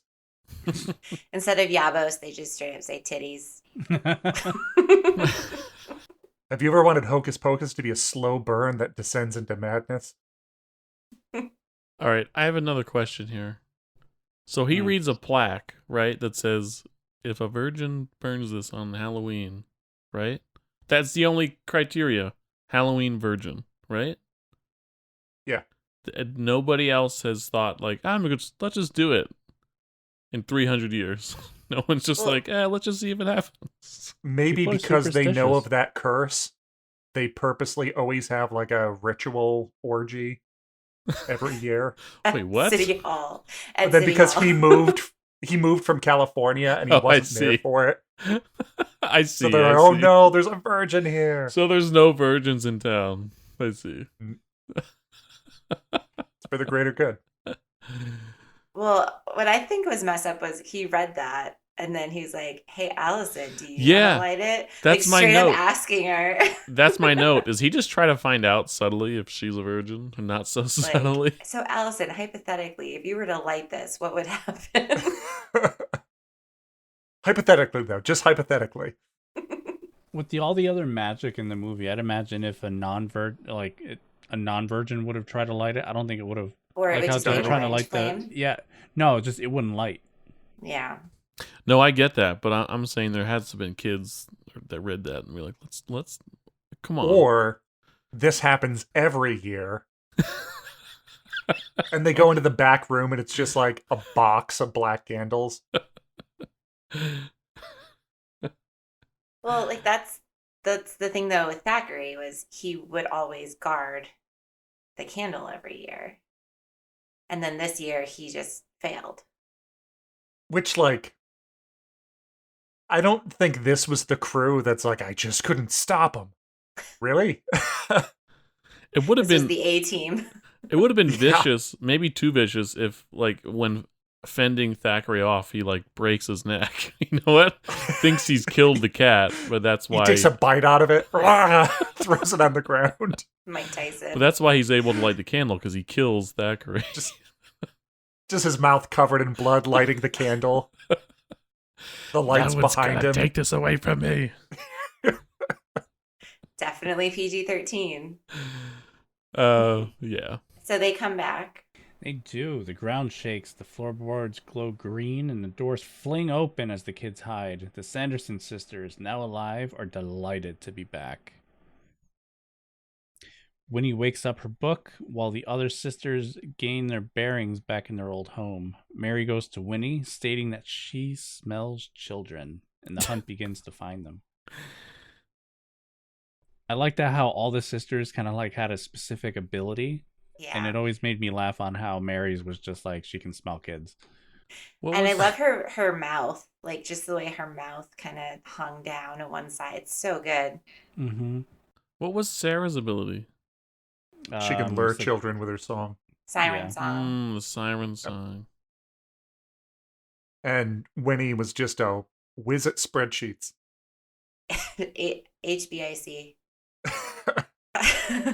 No, I think she was just the only one who could do magic well. She had the lightning power, the electric shock, the taser hands. That only works on children. Actually, Winifred versus Palpatine. That's my notes. Choose Wait, your that's in your fighter. I was just thinking, like, that would be an interesting showdown. I think Winifred would win. Somehow Palpatine has returned. Who lit the black flame candle, Kylo? Kylo's a virgin. I have been every voice you have ever heard inside your head. Dost thou comprehend? I think Disney said you can only refer to the breasts if you use a word that's never been used before to refer to breasts. But the only thing is, for her to say that, if it's like, it's not a word that exists, it's not slang. So if Max just made it up, does Allison know what she means other than context clues? They're pretty heavy context clues, I guess. We all knew what she meant. I mean, True. It wasn't her elbows. We knew. No. Exposed ankle. Her eyes. Yeah, it could. Max could have said that. He could have tried to rebound it. Yeah. I meant your tits. I meant your boobs. Shit. He looks around the room and it's just like other pairs of breasts, and he's just like Hooters, melons. It's like two birds sitting outside kind of deal. They find Danny and corner her, and this is when Max rushes in to save her. So, however, despite being dead for 300 years, Winnie's powers still rival Palpatine's. Electrical bolts cast from her fingertips, using it to levitate him into the air, and he writhes in pain. Allison grabs a broom and attacks Mary, causing enough of a disturbance to bring that same black cat from earlier to attack. In all the chaos, Max climbs the rafters and warns them. You mess with the great and powerful Max, and now must suffer the consequences. I summon the burning rain of death. He uses the lighter to magically conjure fire and set off the fire extinguishers. The sisters, not knowing modern fire safety, are completely unaware of the trick Max set on them, and steals the book from the display case and runs from the house, the burning rain of death keeping the sisters at bay long enough for everyone to escape. That was a believable trick. Like, I was like, oh, that's actually a good trick that he pulled. Didn't they do that in like Kid in King Arthur's Court or something? And they were like, they knew it was just like a lighter or something. It wasn't magic. Shit, I don't know. I liked Danny when she was tied down at first. Like they were trying to keep her trapped down. She just started like throwing sarcasm at them as like her coping mechanism, and I was just like, I can relate. It's just she wasn't just sitting there panicking, like she was giving them sass, and I'm here for it. The trio run, now with the spellbook and Cat in their party, and Winnie forces the sisters to come to their senses before beginning the chase after them with their iconic I like how they do that, like, walk in unison, grunting the whole time. They retreat, though, at the sound of the fire department rushing to the scene, because that's the first time they'd ever seen anything like that. So I think that was in the trailer, too. Like, they're running down the road, not realizing it's a road, and then once the fire trucks come up, they just like scream. Yeah, that was another funny moment. I like, what do you call that? I don't know. Fish out of water, just like a time traveling trope where the person has to learn what the modern day is like. That's always entertaining to me for some reason. Like, I'll never get sick of seeing that. I really wish they had like a buddy movie comedy where it was Captain America and Thor just learning how to live in modern America. And Cap knowing just enough about the world to kind of understand some things, but it's still way too new for him. So it's like, I think this is this, but I'm not sure. So I love that, and I know that we can get into this, but I love how when they run away, where do they end up again? Another cemetery. Because there's just cemeteries everywhere. When you guys were living in Massachusetts, wasn't there like just cemeteries and pizza places in your town, and like that was it? There's just Oh yeah, Pretty much. I went to a friend's house like during the early part of the summer, and he lived next to a cemetery that was so jam-packed. I didn't know they crammed them in that tight. If a cat died and they tried to bury it, there wouldn't be enough room in that cemetery. it's creepy. they start having to do him standing up, 60 feet down, and just drop them in like post setters. The one that we lived next to had graves from the 1700s. That was pretty cool, and they all had really like Thackeray is great because it really fits into. There were some wacky names, Like on some of those Zebediah had some- Cornwall or All the women were named after like like qualities that they wanted the women to have, so like prudence. patience, virtue. Yeah, patience was that was Yabos. common. Huge. Yabos. Kind of weird to put on a gravestone, but okay. Yeah, so they end up at the cemetery with Thackeray. The kids are apprehensive of running in, but the cat tells them it's okay. It's safe. And then this is where Max just admits, like, yeah, the cat can talk. Whoa, whoa, whoa, whoa. Come on, this is a graveyard. It's hollowed ground. Witches can't set foot here. He talks. And that just changes everything. But I mean, after seeing witches come back from the dead and then meeting a talking cat, I suppose it's like, all right, I'm not going to second guess it. Yeah, I wouldn't. Yeah, it reminded me of Prehysteria when they found he could talk. Madonna. It's like, oh, dinosaurs. Yeah, that's cool. Oh, this cat fucking can understand me and speak back to me in English. All right, you could talk. I think at that point, it's like if you've seen enough unbelievable stuff already, what's one more thing? What's a talking cat? But did they react enough to the witches still? Like, oh.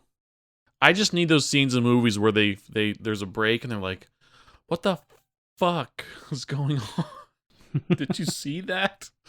No, we have to squeeze in the inappropriate jokes. Like, do you really think Maxine still likes me? I don't know, but I think that kid Will really has a thing for Mike. So here is where Binks teaches them about Billy Butcherson, but not to be confused with the boys Carl Urban's Billy Butcher. And how Can evil... you imagine if it was the other one? Right? Oi, cunts. If we wanted an R-rated Hocus Pocus, there we go. Yep. They just resurrect Billy Butcher. He just tears his own stitching out. You're gonna kill him? We didn't bring him here for a fucking Happy Meal. To your brooms! Get out of here! Diabolical.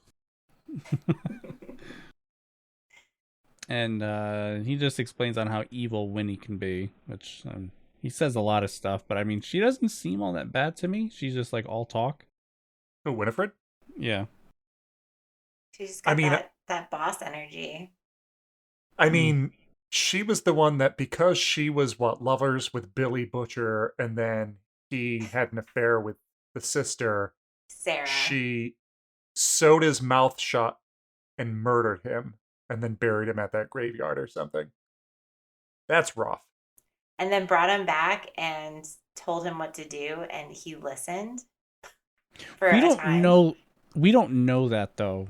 I mean, he was chasing the kids, but for all we know, he was just trying to ally himself with them that whole time. True. That's True, possible. he couldn't talk.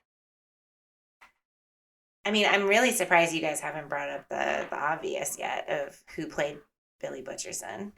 Oh, that comes up. I mean, even back then, he was doing great work of acting through the makeup. Yeah. I was taken out of it, though, at the end of the movie when he talks. I'm like, that's not supposed to happen. When he says the one line to her, but then later when they're like helping Danny into the other thing. He's like, go along now. Come on, get in there. And it's like, that's weird. I thought you only had one line. Yeah, it would be great if like his one line was just so winny, like "You're a whore." Like, that would Well, be great. Evidently, originally, citation needed, he was supposed to say something different, like "you bitch," and he was like, "Yeah, I don't want to do that in this movie." So they're like, "Okay, you can just do something," and that's when he came up with the whole like "you trollop, you firefly from hell." Yeah, like go to hell. That was good. Yeah. Oh, I can't. That Winifred, the way she says his name is kind of funny. It's like Belle. It's Belle. It's like, because he had a 12-pack under there. Sound like Cartman. Billy Belle. Butchinson. Didn't she say this is her favorite role she's ever done too? Yeah. I read that somewhere. Citation Yeah. needed. I mean, she ate it up. It was great. Yeah.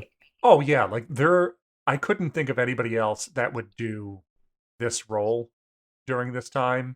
Like, granted, there's other people that would have filled the role, but she was thriving in this role. Yeah. And I gotta tell you, Perfect for it. it was perfect. Perfect. Everything, down to the last minute details. I kept thinking her makeup looked like the Queen of Hearts, though. It's because of that lipstick. Yeah, and the hair, like the poop, like it was giving Helena Bonham Carter's hair from those Alice in Wonderland movies.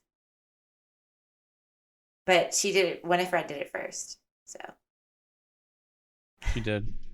We see firefighters exit the Sanderson sister house, and then hating the holiday and the teenagers who always just wreak havoc on it, which probably does suck for being any kind of response personnel on that day. Winnie tells her sisters that we must find the book, brew the potion, and suck the lives out of the children of Salem before sunrise. Otherwise, it's curtains. We evaporate. We cease to exist. Dost thou comprehend? Winnie exclaims they are now to fly to catch the quarry. And this is one of the few times we see brooms actually used in movies too, before Harry Potter anyway. and it looks I have good. a lot of thoughts on the brooms in this film. You Like have what? thoughts on the brooms?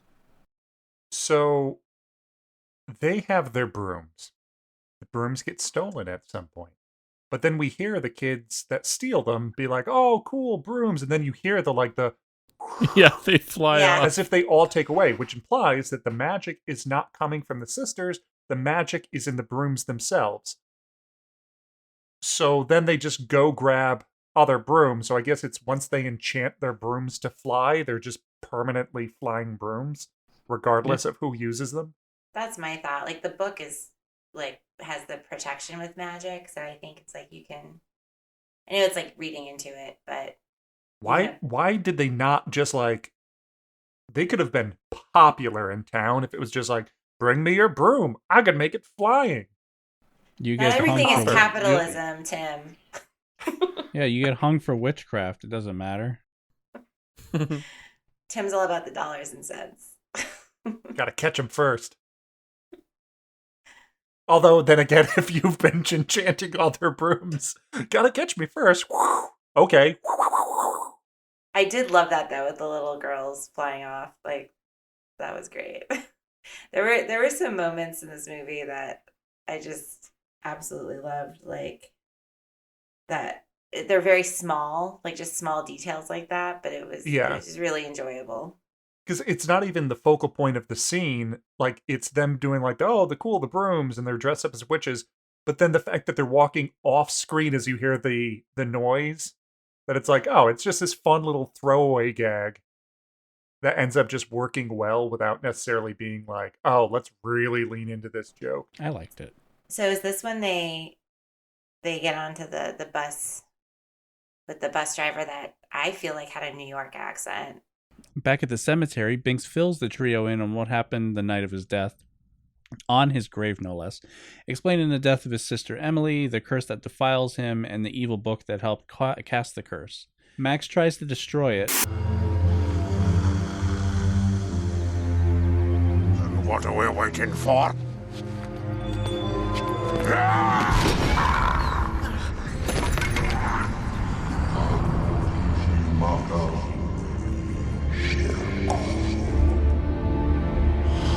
cannot be destroyed, Gimli, son of Gloin, by any craft that we here possess. But it is too protected by magic. Cackling approaches from the air as the three sisters float overhead on brooms.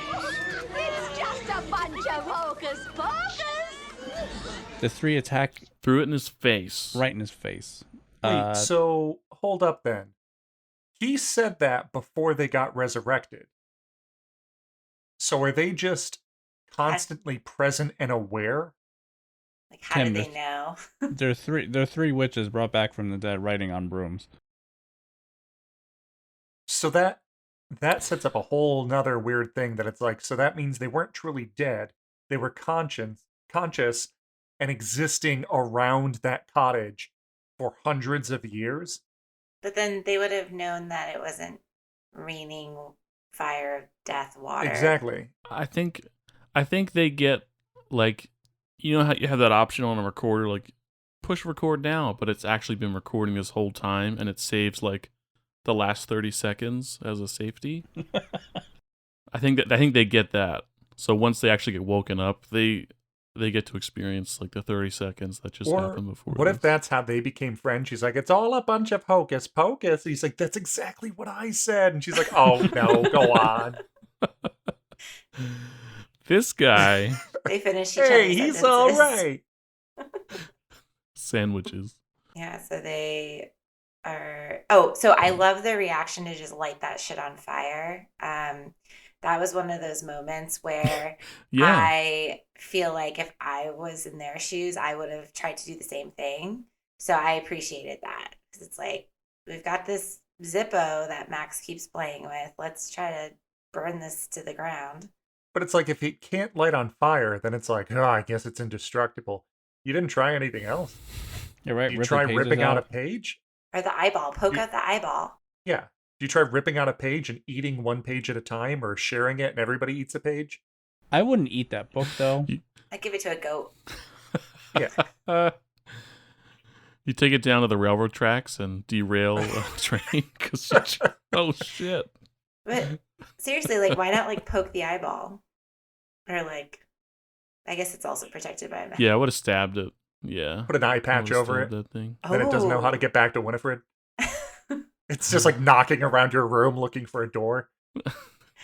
Let me out. Tim has extra knowledge of the sequel, and now at any point he mentions something like this, I'm afraid that it's just a thing from the trailer. And we'll never know until September 30th. Maybe when does it come out? I thought it was going to be like. I thought it was going to be. No, it comes out like in 3 days. I thought it was. It's not out now. No, it's like comes out this Friday. week. Yeah, Is it- Friday. They just keep showing it on the front page like it's Is coming. it theaters and Disney Plus, or just Disney Plus? I think just Disney Plus.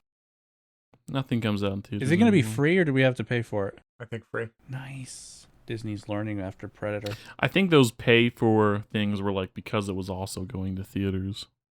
Yeah, I that's think like it was- they're trying to supplement what they're losing. Yeah. Well, you shouldn't spend that much money on movies and have shit quality. More of that fucking around and finding out. They're finally finding out that, hey, we can't pour out mediocre crap and people still come and watch it. That's the Netflix approach. Mm-hmm. So they slide under, like, into that cave. What's it called? Catacombs, almost, right? This is when Winnie brings back Butcherson from the dead. Wiggle thy toes, open thine eyes, twist thy fingers toward the sky. Life is sweet, be not too shy. On thy feet, so saith I. And then that's when the ground rumbles and Billy's coffin raises from the ground and our favorite man in a mask, Doug Jones, erupts. Sarah, who's happy to see Billy, has a welcome reception before Winnie curses him to grab the children. You see that he's already tired of Winnie's bullshit, but he follows the order anyway. But at this point, the kids are just they've already gone. It's like the Power Rangers bit where they're still morphing, yeah. And then once they finally finish, they look around and just all the putties are gone. Where did they go? Which I wonder if Billy followed what she was saying just because he knows, like, if she brought me back from the dead, she's the only person who could probably put me back in my grave, and I don't want to be stuck out here. Valid. What else? So Doug Jones was the Everything. Abe Sapien. Every time you saw a guy in like the man in the water. the sexy merman from Shape of Water. Yep. Sexy merman. He was the he played two sexy guy with mermen. the hand eyes in Pan's Labyrinth. Oh, that guy is so creepy. Mm-hmm. Well, isn't Doug Jones like wicked tall in real life? He's like, yeah, he's tall and lanky. Yeah.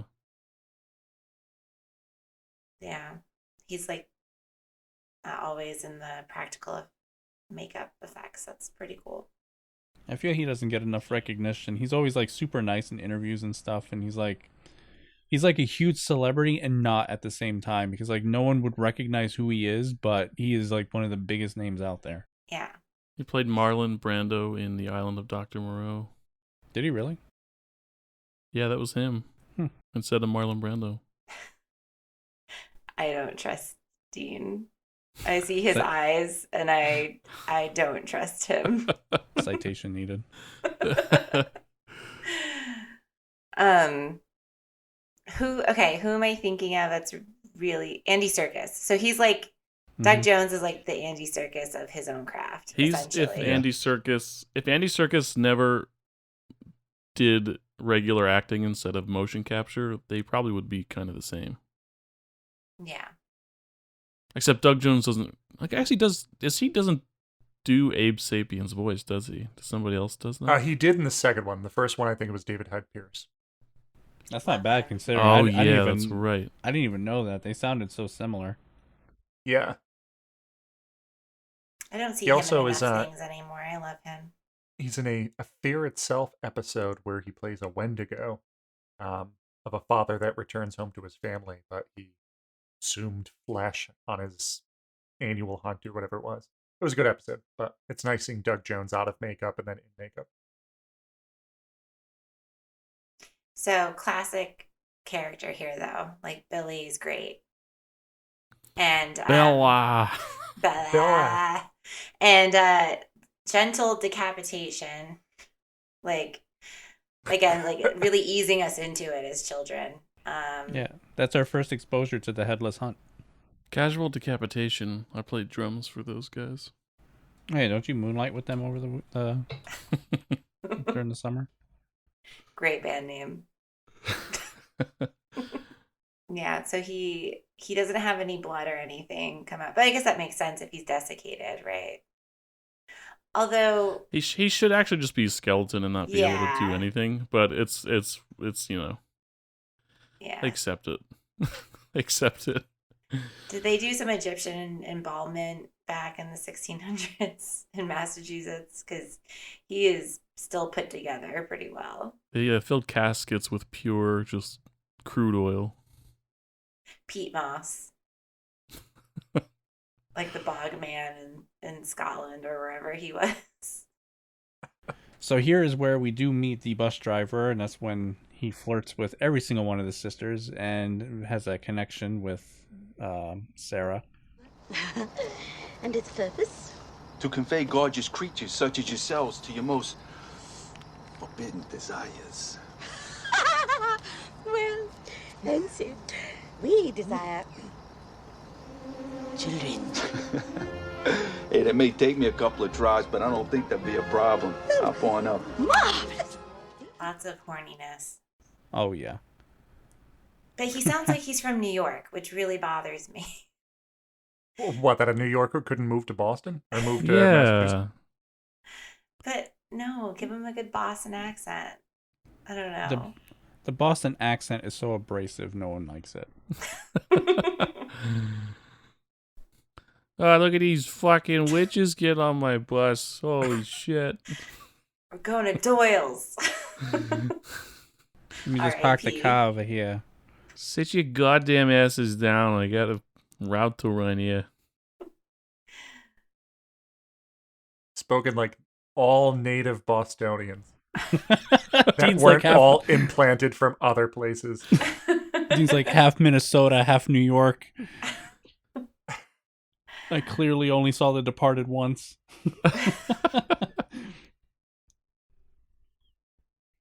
That's funny. We're all transplants. How the hell did we wind up in Massachusetts? Well, Connecticut is New York, Massachusetts. It is. That's true. But I never picked up any Boston and Connecticut. I have more of a New York accent than anything else. Yeah, you do. I got some Boston because I have family that live up in the area. So I also refuse to pick up that accent. I can't.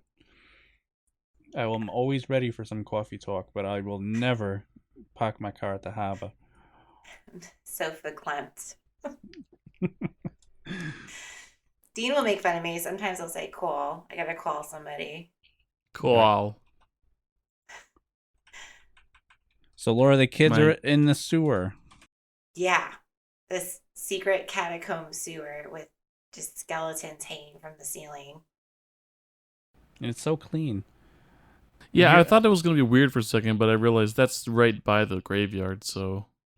I mean, I hear the sewers in Connecticut are really nice, but then again, I guess Massachusetts has some pretty good ones too. No? Okay. Callback. The gang have escaped the sewer. Like, they're in the sewer for like all of like 10 seconds. It's just enough for let me see. We see here the power of Binks's immortality. When the gang lift a manhole cover to see where they are, Binks, like, for whatever reason, leaves the manhole sewer thing, and he gets run over by the same bus the sisters are on, who is currently being driven by Sarah. That fucked me up the first time I saw that. The deflated cat. Run over cat, sad. Yeah. And then Mary he here. reinflates. Yeah. Which, it's like... With the noise. Binks, no! Oh, Binks is alive! Yes, Binks is damned for eternity to walk this earth. He was probably just hoping, like, let this time be the last time. My rest has come.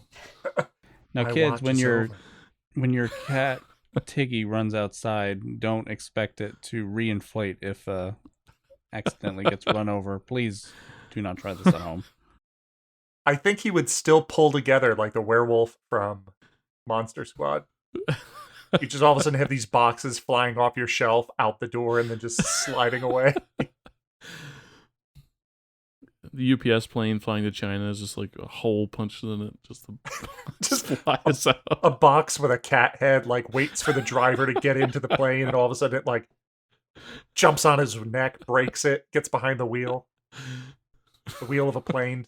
I think that's how they work. Yeah. Tim's laptop on the wing trying to keep it afloat.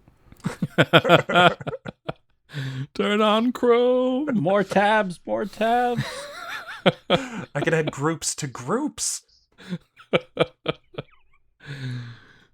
See, I'm forcing our listeners to listen to our other stuff, and it's like, it's funnier now. Yeah, to get that joke, you have to listen to Prehysteria. Let's see. So just after they run over Binks the cat on the bus, Mary's like yells out that she wants the bus to stop. She now smells children. Costumed children run up and down the street, confusing Mary and thinking she lost her power until a man exits a house, yelling into the night. A slight pit stop in the movie as we stop and visit the evil Satan's house, or as the sisters think, and enter with excitement. And that man, Nick, was Albert Einstein. No. Murray. Did you realize who that was, Nick? No. Gary Marshall. That is Gary Marshall, director. Oh, no shit. And his wife is Dean. His sister. Gary Marshall Jr. I always thought that Penny Marshall and Gary Marshall were husband and wife, and it took me years to realize that it was brother and sister. Wait. It's because of this movie? They're brother and sister? Yes, they're brother and sister. That's why they look so similar. That's like never crossed my mind as a kid.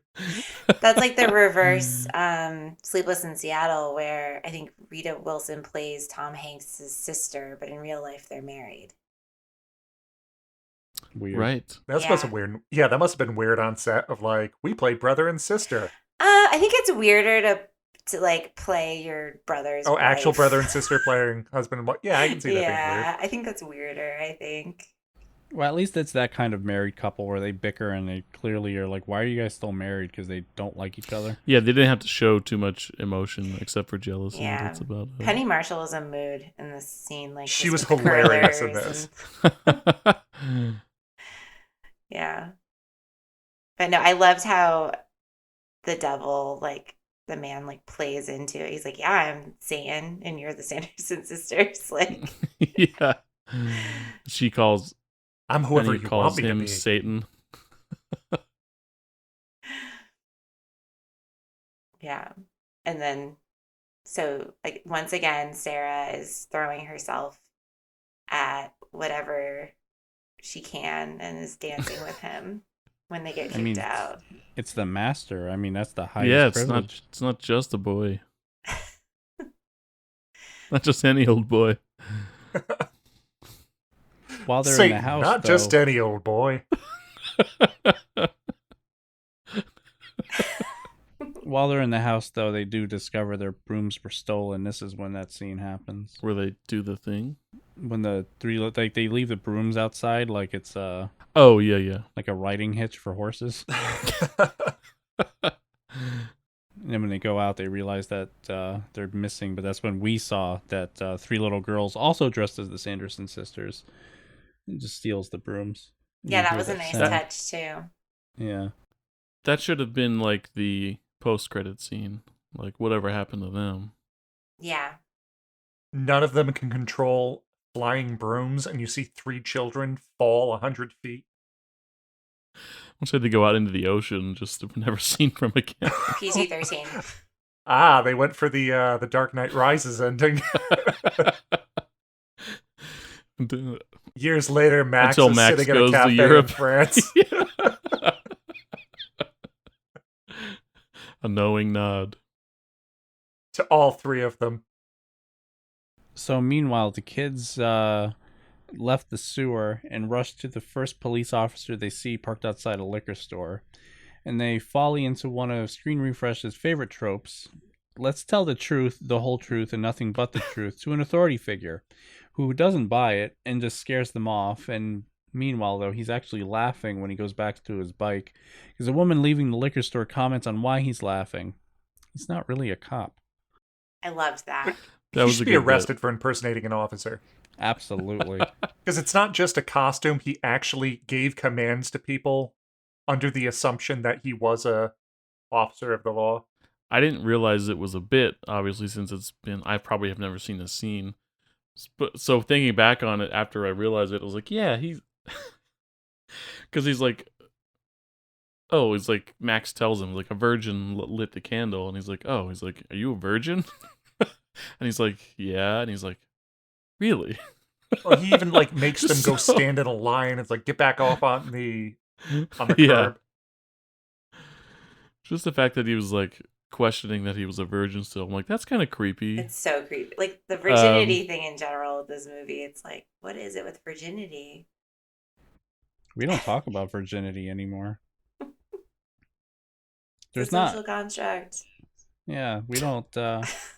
I like there was a lot in the 80s and 90s. There was a lot of talk of it, and like I never thought of like what is one, but I'm sure plenty of kids actually ask the question. And nowadays, it's just so clean. It's just completely it's no longer in the zeitgeist, I guess. Yeah. I'm bringing virginity back to kids' movies. He's bringing it back. He's bringing it back. Yeah, I loved. I loved the fake cop scene though, like because that it does catch you off guard. That was another one of those moments, like the girls just flying off. It's just like a little vignette, like that just takes place, and it's just funny, and we move on. It was good. I thought for a second, because Max was so hesitant to like explain the real problem, I was like, okay, he's not gonna do the thing. He's like gonna think of a smart way to explain this. I was like, no, he just spills the whole whole unbelievable scenario. So many times throughout this, it could just be like, hey, we were checking out the Sanderson house, and these like 3 women have been following us around. Yeah, he admits to breaking into it too. Like if that was a real cop, he'd be like, "Wait, did you just admit to me that you broke into a property that was locked?" Yeah, that's another thing that was like weird until you realize he was fucking around with him. I don't know. I do like though how when he takes off, I think it's the motorcycle rides over the manhole and ends up chopping off Billy's fingers. Which again, it's like it's done in a fun way here, but also kind of gruesome for a kids movie if you think about it. Brutal. Never thought twice about it as a kid because I And was he, just like, oh, Billy. Yeah, he's already dead. He's It's like funny. wiggling it until it finally drops, and then like the last finger chops. Yeah. Yeah, I think that was like just that's how their take went. Like the one finger stuck up in the air until they wiggled the prop thing closed. Yeah. At this point, here's where the sisters discover too that the demons and goblins running around are actually kids. And that's it. Moving on. The kids fall back on telling their parents because apparently the cops won't work. Let's just tell mom and dad. They find the building that's hosting the Halloween party. And when they finally get in there and find their parents and trying to explain what happened, again, in full detail. In my own personal anecdote through all this over explaining, if you just led with this cat can talk, why doesn't just Binks just talk at that point? Yeah, he has no reason to be like, oh, I shouldn't. Like the Sanderson sisters are after us. Like, oh, really? That's funny. Yeah, haha, whatever. Well, this is the cat that's supposed to be protecting it. Sure, yeah. The cat's supposed to be able to talk, and then that's when it's like, well, I can't talk, dumbass. And that's where it should have picked up. But unless he's assuming that these people will not actually be able to help them, and he's like, I don't want to talk. Have them not help us, and then decide talking cat, and then take me into science experiment. Maybe find myself on the Today Show. Maybe Winnie thought ahead, and the only people that could hear the cat are the ones that were near the candle when it was lit. Now that's Now that requires forethought because she turned him into a cat before they even died and had to set that second curse. That was part of the curse at the end before they hung. She's like, "Oh yeah, I gotta add this to." Oh yeah, by the way, she just hold on, quick addendum. A crushed windpipe. Again, I don't even know that him talking is a part of the magic. Maybe it's just the fact that he's been alive for 300 years and he figured it out as a cat. He's just still really pissed that the adults ignored him when he first turned. That is interesting though. Is like his dad, he tried getting his father's attention after the hanging, and his father just like brushed him off and like he didn't say anything. So is it that he can only talk to children? No, I think it's his father knew it was him, but he didn't really like. That was just how he treated him normally anyway. Yeah, typical Disney for always putting the parents out to be irresponsible adults or something. He had to go get a pack of cigarettes. Dad was feigning concern for his son, and when he realized he was back, he's like, just get away from me. Away, foul beast. I've never Just like he heard called anyone... me when I was alive, when I was a boy. I've never heard anyone say that to a cute cat, like rubbing up on their leg, purring. Foul beast. Oh, I don't like cats. I say that verbatim.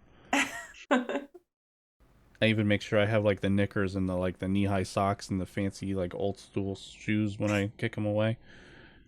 Just in case the camera's zoomed in on that spot. Blast like the gold buckles on your mm-hmm. It's tiresome having to polish them every day, but I mean when the time comes, I mean like I'm all set. So can we just talk about this party again? Like I know we briefly reviewed it earlier, but what a party. It's a banger. Every house that's decorated, every party in this movie. I blame this movie for my high expectation and very low reality for modern Halloween. Yes. That's a good point. It was like the jazz big band, kind of swing band situation, flawless. Their makeup was great. Everyone just like, nobody half-assed their costumes. I originally thought that this was like at the Hawthorne or something in Salem, but I guess the party scene was done back in California. That's too bad. Because I know the Hawthorne in Salem does like their annual Halloween ball, and I was like, oh, is this it? Yeah. Also, quick side note, in the beginning, the very, very beginning, when we see the shadow of the witch flying over the village, that gave me Sturbridge Village vibes. Did that not look like Sturbridge Village? I don't remember the witches in the Sturbridge Village. Well, no, just like flying Whatever. over, there was like a colonial. Phantom yeah. shadows. Yeah. I just wonder where they got that shot. But anyway. I loved Mom's yabos in this scene. The Madonna torpedoes. Yeah. That was another like slightly like inappropriate PG item. So That was I definitely did not meant for like kids. I did like how when Max runs in and he talks to his dad is like joking around. It's like, "Oh, I'm not dad. I'm like Dadgula or something." Dadula, yeah. But as soon as Max is like, "It's serious. I need help," he immediately drops the act and pulls him aside. And he's like, "What's wrong? Run it by me." And it's nice for once of just seeing it's like, oh, they're not idiots. It's no, like, what's going on right now? Yeah. But then Max makes the mistake of being like, I brought witches back from the dead, and I have a talking cat. But again, you're right, Tim. Like before, he could have just Sounds all so he had to say ridiculous. was like, we were near the old Sanderson Museum, and these 3 crazy women have been stalking us all night. Like that's all he had to say. Of like, oh yeah, we were by the museum, and then they followed us into the graveyard, and they tried to grab Danny, and then we Right. came here to come to you guys. And it would have worked too, because literally seconds later, that's when the sisters show up. Yeah. They're chasing us. Oh yeah, sure, I'm sure. Oh, like yeah, sure, son. I'm sure these 3 women are chasing you. And then boom, here they come. See, I told you, Dad. They Dad look pulls out fun. I like the twist that Winnie does here, though, because this is where Max rushes to the stage and he's trying to warn the public of the threat of the Sanderson sisters' return, but then she just turns it into a musical number / spell. Because how could you not have Bette Midler in this role and not have her do a musical number? Which Oh, hell also I love how she gets on stage and he does the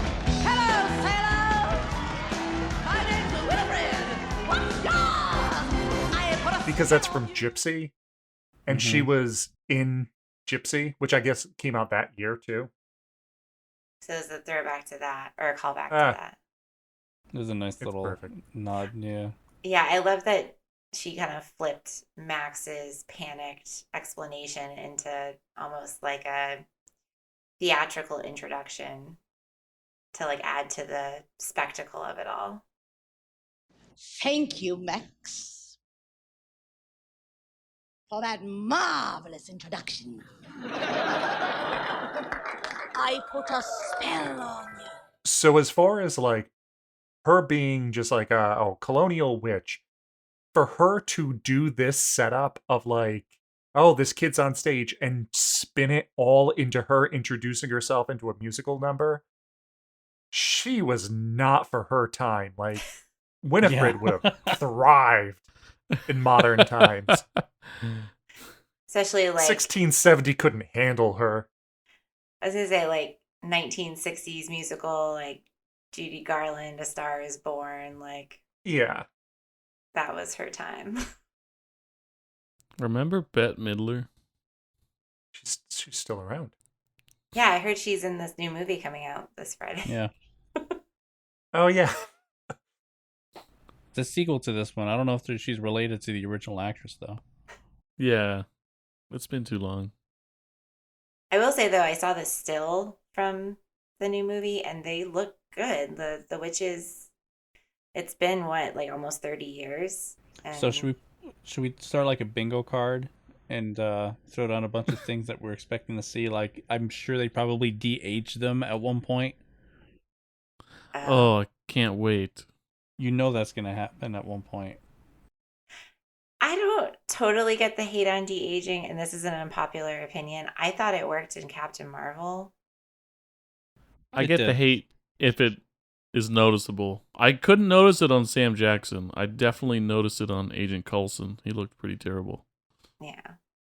I That's just all. think of like at the end of X2, Patrick Stewart. Oh. Where he looks like they even, just smoothed him and bloomed him. The third one in X3, that one was bad when they did Ian McKellen and Patrick Stewart. Oh, for the Jean Grey scene. Mm-hmm. I didn't see the newer oh shoot, the Tron. I didn't see Tron because they de-aged. Jeff Bridges. That one was the first time that they really started doing it. It looks terrible. That was like completely. It almost works because it's a virtual world. Yeah, for me. it still looks bad because he always looks like he's Yeah. halfway to making a smile, but he never does it. But that was the first time they ever you've ever seen someone de-aged in such a way. They'll get it perfected someday, but we just have to deal with all of the trial and error. Creepy, Until then. uncanny valley monsters until then. The nightmares. Show me Tom Hanks in the Polar Express. Did any of you guys see the Will Smith one where Gemini Man? Oh, where he's young? Yeah. That looked bad. Where he's the Fresh Prince, essentially, against himself? Yeah. Did that look bad? The trailer, I didn't think it looked worthy enough to watch, but so did America as well. I think that was his only bombing movie. Yeah. Because I know that was they made a big deal about trying to perfect the de-aging for that film. But It looked halfway decent in the trailer, but I didn't see it on the big screen or anything, so. Yeah. Hot take, I liked Peter Cushing as Grand Moff Tarkin in Rogue One. I thought that one was pretty good. And that's just a full-on recreation of a dead person, so. But then I feel like a lot of the other ones did not look good. Leia didn't they look do good. the de-aged? Yeah, the Leia. Leia didn't look good, and Mark Hamill's Mandalorian season 2 or through one, whatever. The first time you see him come back, that one was pretty bad. they should have just had Sebastian Stan. People want him to. He should. I think it would look better than the de-aging. I'm okay with recasting. Because that's the thing. It's like, why go through and not even Star Wars, but anything. Like, with Will Smith's movie, with him literally playing the same role twice, it's just like, why? Yeah. I'm totally fine with, and I know this show is super, polarizing right now, but Rings of Power, like Galadriel and Hugo Weaving. Elrond, thank you. I think that those actors they look close enough to, to Kate and Hugo that it's forgivable and it doesn't bother me or take me out of it. Isildur, Gil-galad. Galadriel. Galadriel. Mordor. The other day, Laura was saying something. Oh, the mountains in Seattle or Washington look like Mordor, and I was like, "What'd you say?" She's like, "They look like Mordor." I'm like, "I can't understand you." And she's like, "They look like Mordor." I'm like, "Oh, I get it."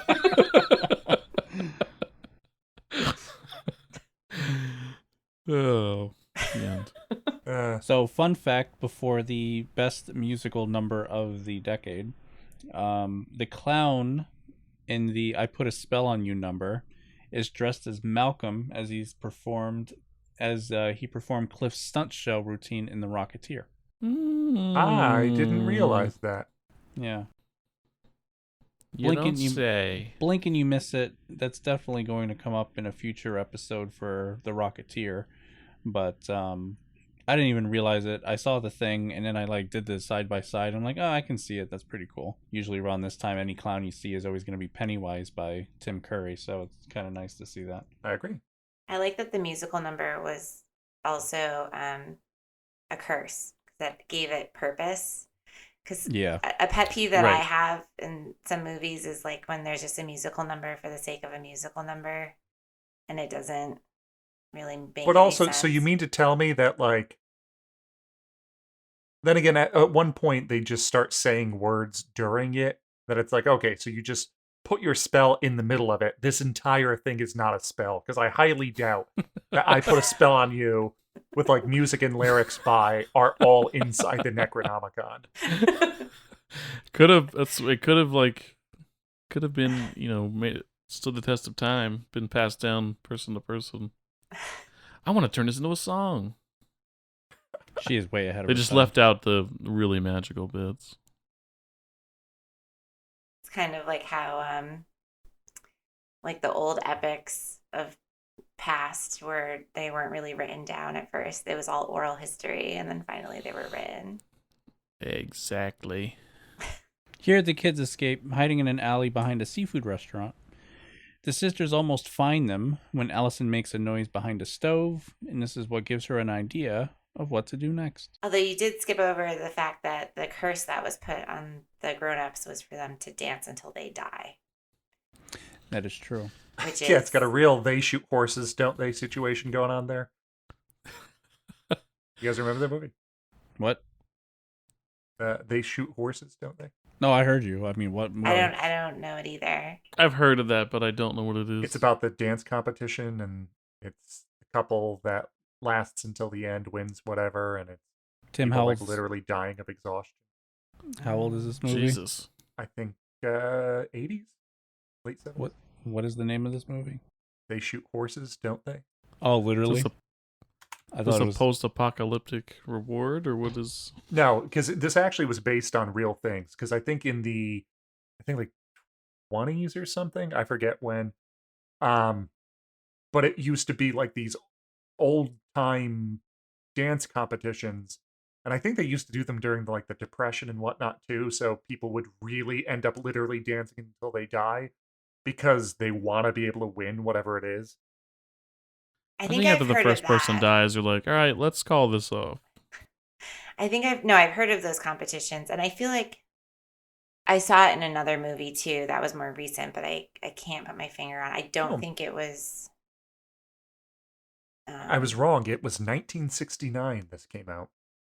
Did they? I mean, I'd assume dancing till you die is from dehydration. Sure. Multi-system organ failure. Maybe a heart problem if you got a condition and you don't stop moving. But yeah, we can just speculate what would have happened if the spell was never broken. That would suck. The kids lure the sisters to the school and trick them into going inside the pottery furnace with a language instructional tape playing loud enough for Winnie to mistake for someone speaking. The door is shut behind them. Allison triggers the kiln, and the sisters evaporate into a green gas escaping the school chimney. That was Straight up murder them. That was not a kiln. That was a crematorium. They showed do flames erupt like that in a kiln? I know nothing of pottery kilns. I think it's because it's in Salem. I think Probably pottery kilns are typically like the size of like an oil drum or something similar, right? It's or just like the oil leftover from barrel the- you would have in your house, like for your heating. I mean, it could be larger, especially all of the places that do like large amounts of pottery stuff. I'm assuming if this is a school that does like a craft class, you have to be able to do like 20, 25 in the kiln at the same time. Also, I can't hear educational French tapes without thinking of Muzzy. Like, Bonjour. Did somebody say educational French tapes? And that's not and those kids aren't French, they're American. Yes, that's French they're speaking. Yes. Je suis une fille. That's Muzzy. That's the most I French was I'm trying sure to you remember probably the know. line. I could hear it in my head distinctly, but I'm like, I don't know how to turn this into a word that can come out of my mouth. The little fucking Mainly girl. because I never had the tapes. I never had any of those infomercial like things. Like the zoo books, never had them. Muzzy, Zoo never had them. books. I always wanted those zoo books. Remember like the roly-poly thing Covered where it with was like the caboodle, but it rolled out and it was just like a toolbox sort of thing? I think I recall. Yeah. Oh, that's a throwback. I should just make a TikTok for screen refresh and just do old commercials and shit. And old trailers. Yeah, and then also I'll call now. like McDonald's toys based on those movies, because McDonald's toys used to be legit. Oh, hell yeah. I think some of them are like collector's items now, and like the glasses and stuff. People collect that. Victorious, the gang rejoice as they walk back to Max's house. Max and Binks have a heart-to-heart, with Binks advising Max to appreciate Danny before he loses her. He looks over at his sister, who's playing in front of the same... That's a promise.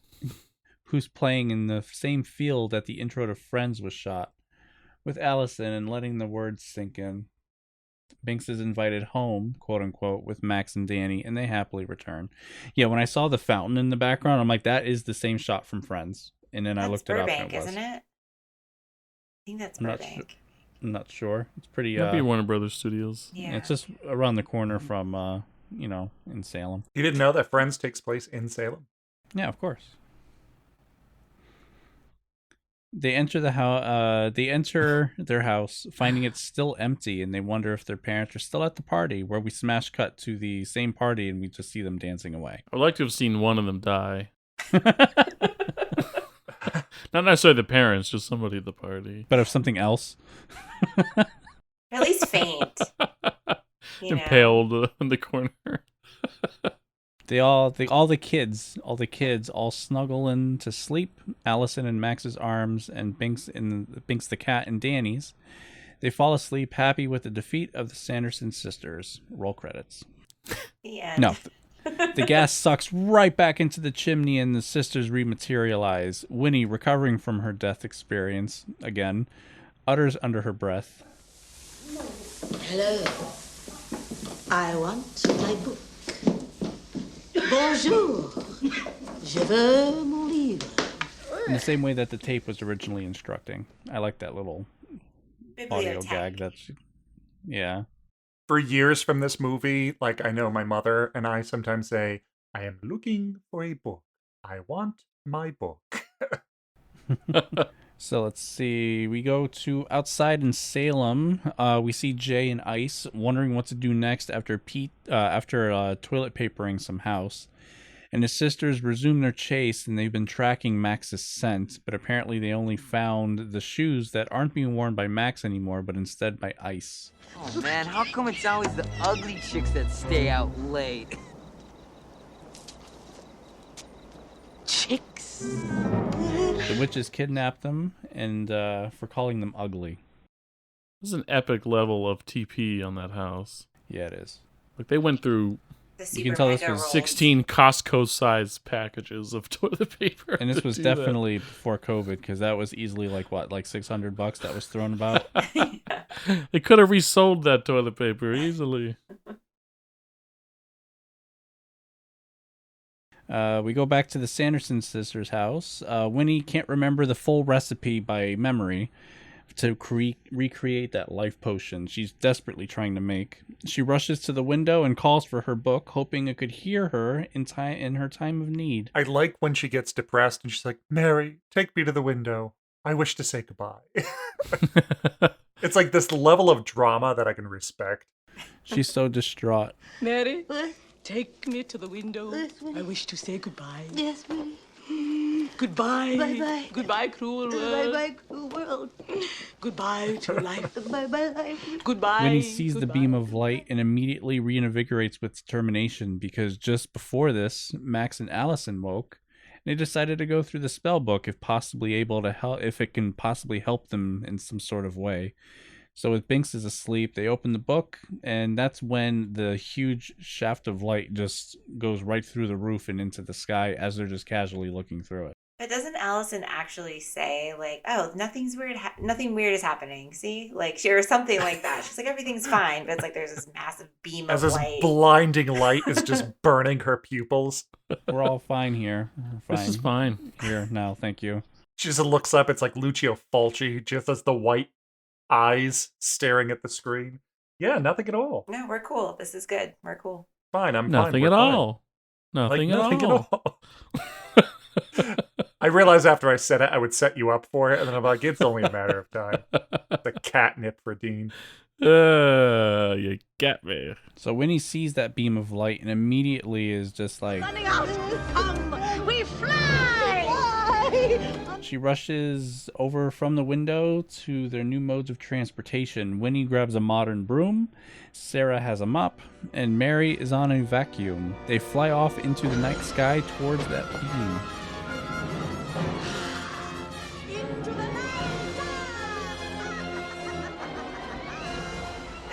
was peak comedy for me at the age of 8. I thought I know like, that's amazing. That's the only spoiler from the new movies because it's on the poster that they keep showing off, and I think like what Mary's on 2 Roombas. I hope God, I that hope it movie's doesn't good. suck. I just think of the end of Fanboys. But what if it Yeah, sucks? I honestly like prematurely. I'm giving this movie probably like maybe a 5.5 out of 10. And I'm like, that's the bar I'm setting at. I hope it's better than that, but we'll see. We have truly no idea. If it hits the notes Chip and Dale did, I'd be pleasantly surprised. I'd be shocked if it even went that far. The first one didn't even get that close. But no, it's like, I mean, this one was great, but just it didn't have that kind of tone to it. Meta commentary. Yeah. So if they went meta, Self-awareness. I would appreciate it, but as long as it's done with tact. Well, that's the thing too, is sometimes I think sequels rely too heavily on rinsing and repeating what was great in the first movie, like the vacuum gag, for instance, because I know that like Zoolander did that a lot, where they relied heavily on a lot of the jokes from the first one, but it's like you got to do something new. Yeah, like nostalgia can only. Well, actually, I shouldn't say that, considering our podcast. Nostalgia only carries you so far, boy. I mean, it works for the first one, but you can't keep rehashing it and then expecting people to keep coming back. Yeah. And that's not to say that like some sequels can't again have nods and stuff. Like I liked the new Ghostbusters, and there were some nods in that, but it wasn't using them as crutches, in my opinion. No, exactly.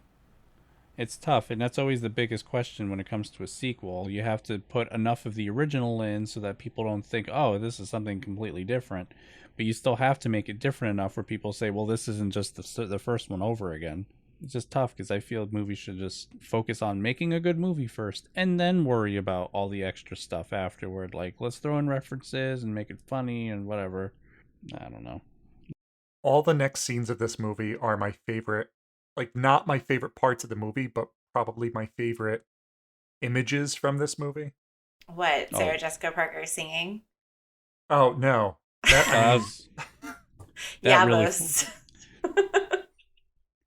between Ariel singing and then this, it's like, how many times is Disney gonna show me like an attractive female lead singing? It really transformed my childhood real quick, and I developed the type real fast. Lola Bunny, this movie. Thankfully, she didn't sing. If it was, then I would have definitely questioned how I would have evolved after that. But I'll wait until the scene comes up. So Binks wakes up and closes the book. We're just trying to help you. Well, don't! Nothing good can come from this book. You got it? And here's where the kids realize that the parents are still not home yet. Max and Allison head to the kitchen, Max looking through the cupboard and finding salt. And they learned while reading through the spell book that this could be used. It says form a circle of salt to protect from zombies, witches, and old boyfriends. Yeah, and what about new boyfriends? Just as the two are about to have a romantic moment, a loud crash is heard upstairs. They run upstairs to find the sisters have grabbed Danny and Binks, who's now in a bag, and are now in possession of the spell book.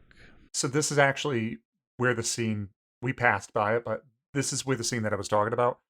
They do the close-up of just the screen, and then you just see the one nail poke through the screen and then cut the window open so they can come inside.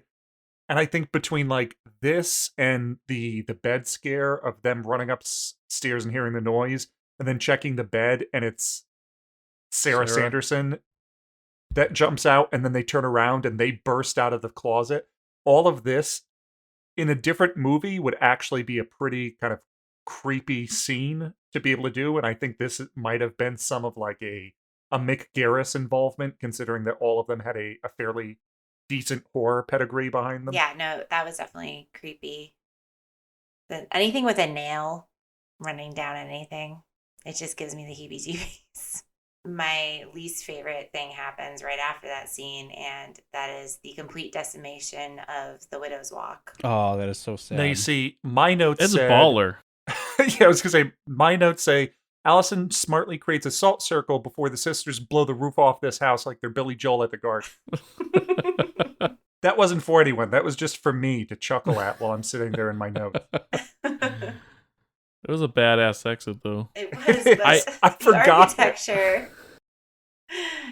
I was sitting there contemplating, did they build a model house for that, or was it a full-size house they exploded at the top?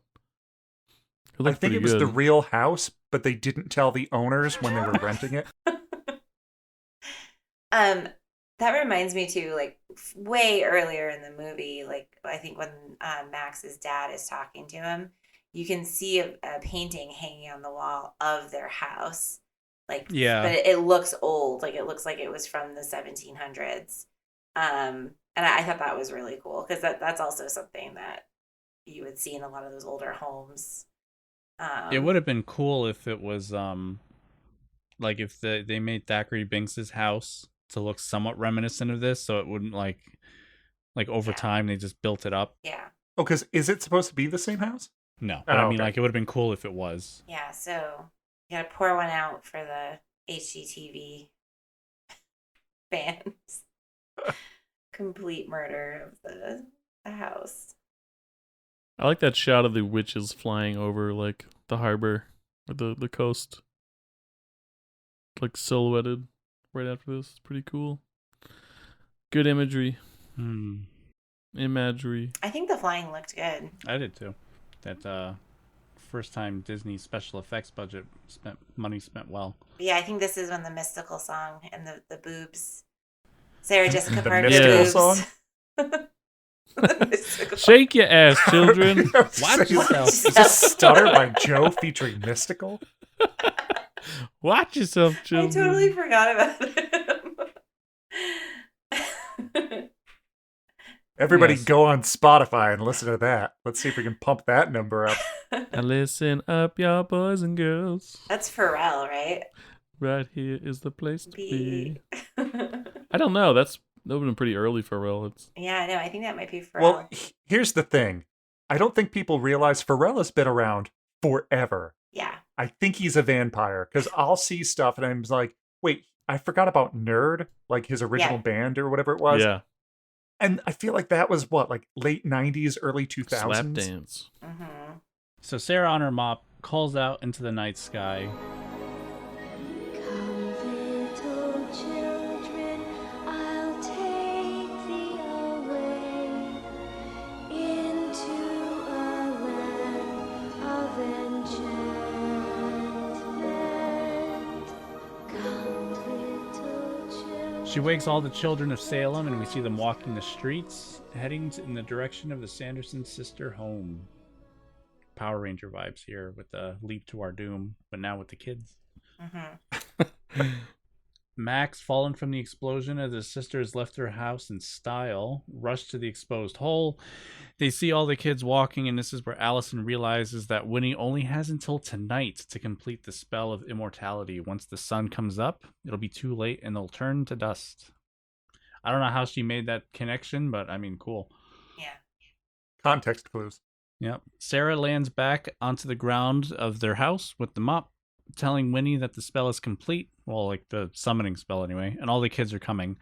The preparations begin as she starts to create the potion. Spitting. They try... So much spitting. There's more spitting. Oh, so much. I'm surprised with the amount of times they bite their tongue off that they still have tongue left to spit into it. Just nubs. They try to force Danny to drink the potion, but Max bursts in at this point. He claims that there's only one thing that Winnie doesn't know about. And what is that, dude?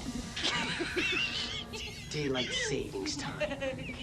Daylight. And they laugh, unaware that Max timed a bright pink light to shine through the window, causing the sisters to scream, writhing as Max frees his sister and Binks. Ice and Jay are actually in this room too, and they're pleading to be freed, but Max only steals back his stolen sneakers that had been taken away in the beginning of the movie. Effectively like condemning them to death. Yeah. This is where you see Ice's socks, and there's like holes in them. They're just dirty. I'll be like, I'm not wearing these shoes. And then you realize there's a different name on the socks. They're like, oh my god, he stole those too. Also, Then you feel bad about his home life. Can we talk about the absolute chokehold that the Ford Explorer had on movies in the early 90s? Because Somebody wrote a big check. That was the car they had. Just before he leaves, he realizes, you know what? Let me do this, and he decides to spill the life potion cauldron all over the ground, dumping all of the potion that they just created with his foot. She can't catch a break. Every single time she makes that potion, just someone spills it. Some young virgin. She really needed to, like, why does it have to be the hanging one? It really should have been the one with, like, at least the 4 feet, so I can... They should dig a hole, like, for a pool, and then you can't just dump that out, you know? Mm-hmm. Just a kiddie pool full of... A hot tub. No, kiddie pool could be tipped over. It's got to be in the ground. Has to be an in-ground. They have to go to, like, a Hilton Garden Inn, like, during winter. Well, just outside, we see that Allison is waving, trying to signal them and trying to whistle, trying to tell them to hurry. All they did was just tape, like, pink lycra sheets or whatever over the lights to make it look like sunlight. They get in the car and they drive off. But then this is when, once the sisters realize that they were bamboozled, Winifred catches up to them as they're driving away and asks Max for his driver's permit. Pull over. Let me see your driver's permit. Which again, she's like, pull over, and he's like, no, a cardigan, but thanks for asking. It's just like, where's that from? Dumb and Dumber. Oh yeah. Pull over. It's just like the orcs with the menus. Like, it just doesn't... Orcs have restaurants?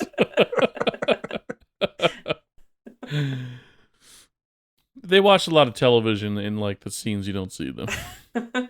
They picked it up quick. I mean, it takes a while to forge all that metal. I mean, what else is he going to do? Flee in the car. Yeah, so it's like kind of like a quick little car chase. She's trying to grab the steering wheel. This is where the car swerves all over the road. They manage to shake Winnie off just long enough for them to get to the cemetery that we've been going to pretty much through the whole movie. And then once they get to the cemetery, they flee the car and go deeper inside, closing the gates behind them. The girls rush off first, but Billy Butcherson and Winnie stop Max. And here's where Max pulls out a little, like, Swiss Army knife and slashes at Billy, who just steals the knife from him. And instead of trying to attack Max with the knife, he uses it to cut the stitches around his sewed mouth so that he can finally speak. So you see him gasp for breath, which apparently they put, like, a false mouth inside his mouth so that they could actually have real moths escaping, which I thought was kind of cool. Ew. Yeah. Yeah, that's real moths. Mm-hmm. It's like if you've ever seen the original Candyman with Tony Todd, the scene where all the bees are in his mouth. That's real. That's real. But I guess the deal was like, every time they sting me, you owe me, I think it was like $1,000 or whatever, supposedly. Oh, and here's where we learn that he made an extra, like, $60,000, which fucking sucks. He retired off that movie.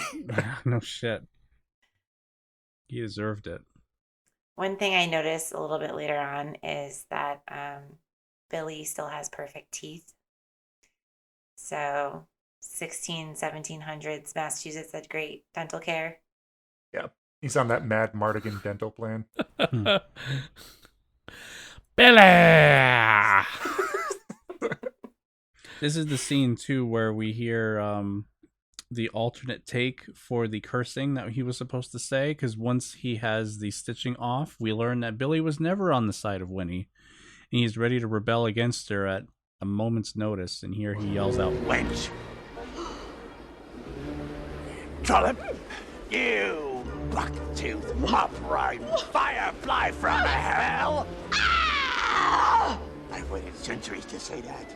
Yeah, plus the audacity of Winifred in this situation, right? Like, this is a man that you sewed his mouth shut and then condemned him and killed him and buried him and then bring him back, and you expect him to serve you? Like, I would feel awkward calling an ex to help me move. much less if I killed that ex, damned them for eternity, and then brought them back from the dead to do me a favor.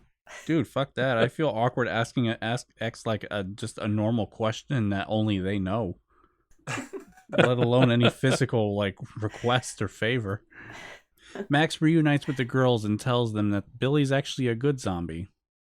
Wholesome Danny greets Billy while Allison preps the grave with salt so she can properly hide from the sisters. I thought that was kind of cute. It's like they're running from the guy, and Max is just like, "No, he's cool now," and she's like, "Oh, hi, okay." I mean, then it became a very like Phoebe and Frankenstein thing of Oh. That's what I thought of. And then you find out, like, no, he's just playing the long game, and then he tears her apart. He serves nobody. He's going to kill everybody. That's the PG-13. And then Winifred is like, run, Max! I tried to stop him in the 1600s! So here the Why is sisters... Billy the Butcher? So here the sisters fully swoop in, are actually now attacking Max and Allison from their brooms. And then we can also tell that the sky in the distance is starting to grow brighter as dawn is actually approaching this time. As Winnie attempts to attack Max, Billy steps up for his turn against Winifred. She swoops down, attacking with her broom to knock Billy's head clean off, and it lets him join in on the annual headless hunt. Sarah? She missed an opportunity for like a good one-liner there too. You did. Hats off to you. Did she say that? No. Okay. It's time we head out. Then she kicks it off. I don't know where you're going with this, Dean. I didn't have any prepared. I just saw the. Oh, you just saw opportunity and you just wanted to decapitations. I went with the Harry Potter reference, but I guess that works. Guess you didn't get ahead. Stick around. Ooh, wrong. Here's me kicking your head off.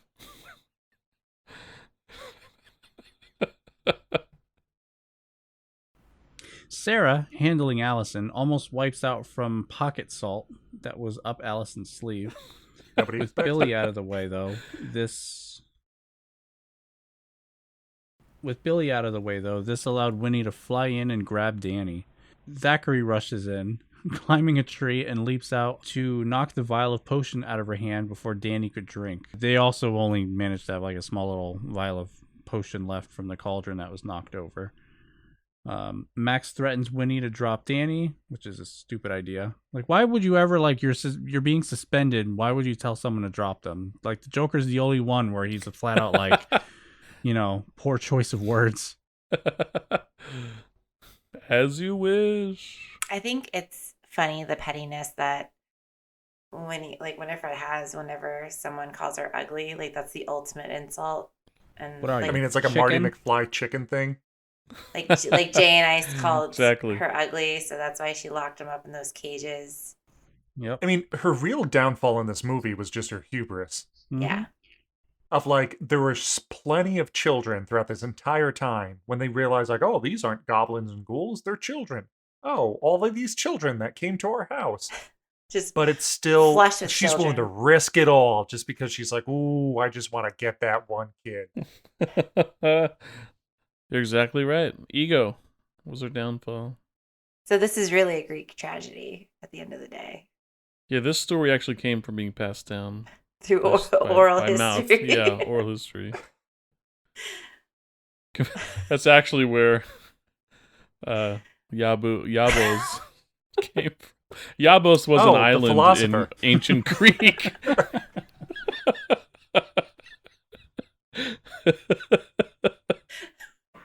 The island of Yabos. Home of the Yabites.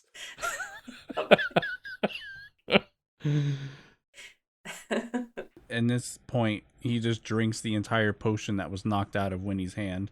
So with no other choice but to consume Max's life this time, Winnie grabs Max and lifts him up into the air.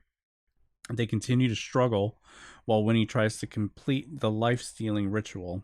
The hallowed ground really makes them struggle, with Mary's corded vacuum preventing her from aiding Winnie. Sarah and Mary get launched into the air by Allison and Danny, and Winnie thrown to the ground. Despite the hollowed ground, she crawls over to and picks up Max by the collar, and even after everything she tried to do, time for Winnie had just run out. She looks down at her feet, seeing them turn to stone. She calls to her spellbook one last time, but it's too late. She completely changes to stone.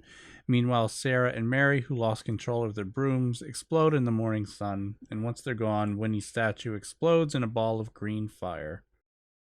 So I think this... So, like, go ahead. Well, I was just going to say, I think it makes sense now. At first, I was confused as to why Winifred turned to stone first, but that's the hallowed ground. That's the hallowed ground doing its job. And then the glitter bomb is from the sun. Oh, so I thought all of them turned to stone from the sun, and that's why I was wondering, like, wait, why is she able to walk around on hollow ground? I thought there was a big deal against this. Yeah, I did too. But now thinking about it, that's what it was about the hallowed ground. That's why she turned into stone. Was the stone. Yeah, that makes sense now.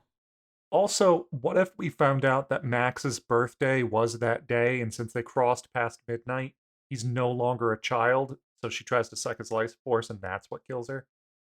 I mean, do they observe, like, age limits by state, or... What is considered a child? 12 and under. Restaurant menu, age limit. I just don't know why they couldn't make Winnie's statue look a little more like Bette Midler. It's like, I mean, it was bad. You see her face change to the statue, and I'm like, that does not look like you at all. I'm really curious how they're even going to do a sequel to this, because, I mean, the Black Flame candle, I assume, is probably burnt out at this point, and they were... I don't know. We'll find out in the first couple minutes, I think. I guess so. I mean, they did kind of end it on a... I know we haven't necessarily gotten there, but it was a bit of... Straight out of the book. Yeah. Bit of a cliffhanger. Winnie's, like, final, like, death cry. She does that a couple times in the movie. I think I need that as, like, an alarm. Something. Just Oh, I love it. Like when she opens the window and kind of does that, calling for the book. Yeah, like, look for the book. It's like yodeling. Which yodeling? I have that vinyl. What if Max cut his throat when he was trying to get off the statue? Because her nails were still right there. Yeah, good thing she wasn't holding him literally any other way. Oh, that's true. He would have just been covered in green glitter. He was outside this circle of influence. She just, like, bear hugs him, turns to stone, and explodes into shards. Max was torn apart. He was torn apart. You go up to Harmony Hill, Sheriff. Truly victorious, the team embrace. Billy falls back into his burial plot, and everyone seems to be okay, except for Binks. But I guess his injuries during the battle with Winnie had finally cost him his life, and his spell cursed against him is now finally broken. His fallen body resting over Emily's grave. Danny hears a ghost call to him, and it's actually Binks, but now he is finally human once again, or at least his ghost form is. The witches are dead. My soul's finally free. Thackeray hears his sister call him, and he happily rejoins her, and she, jokingly says, "What took so long?" I'm sorry, Emily. I had to wait 300 years for a virgin to light a candle. Traffic. What's traffic? I'll tell you all about it. What have you been doing this whole time? Not watching people on there? Yeah, right. Thackeray Binks also ruined Danny's expectations of men for the rest of her life, because he was so sweet to her.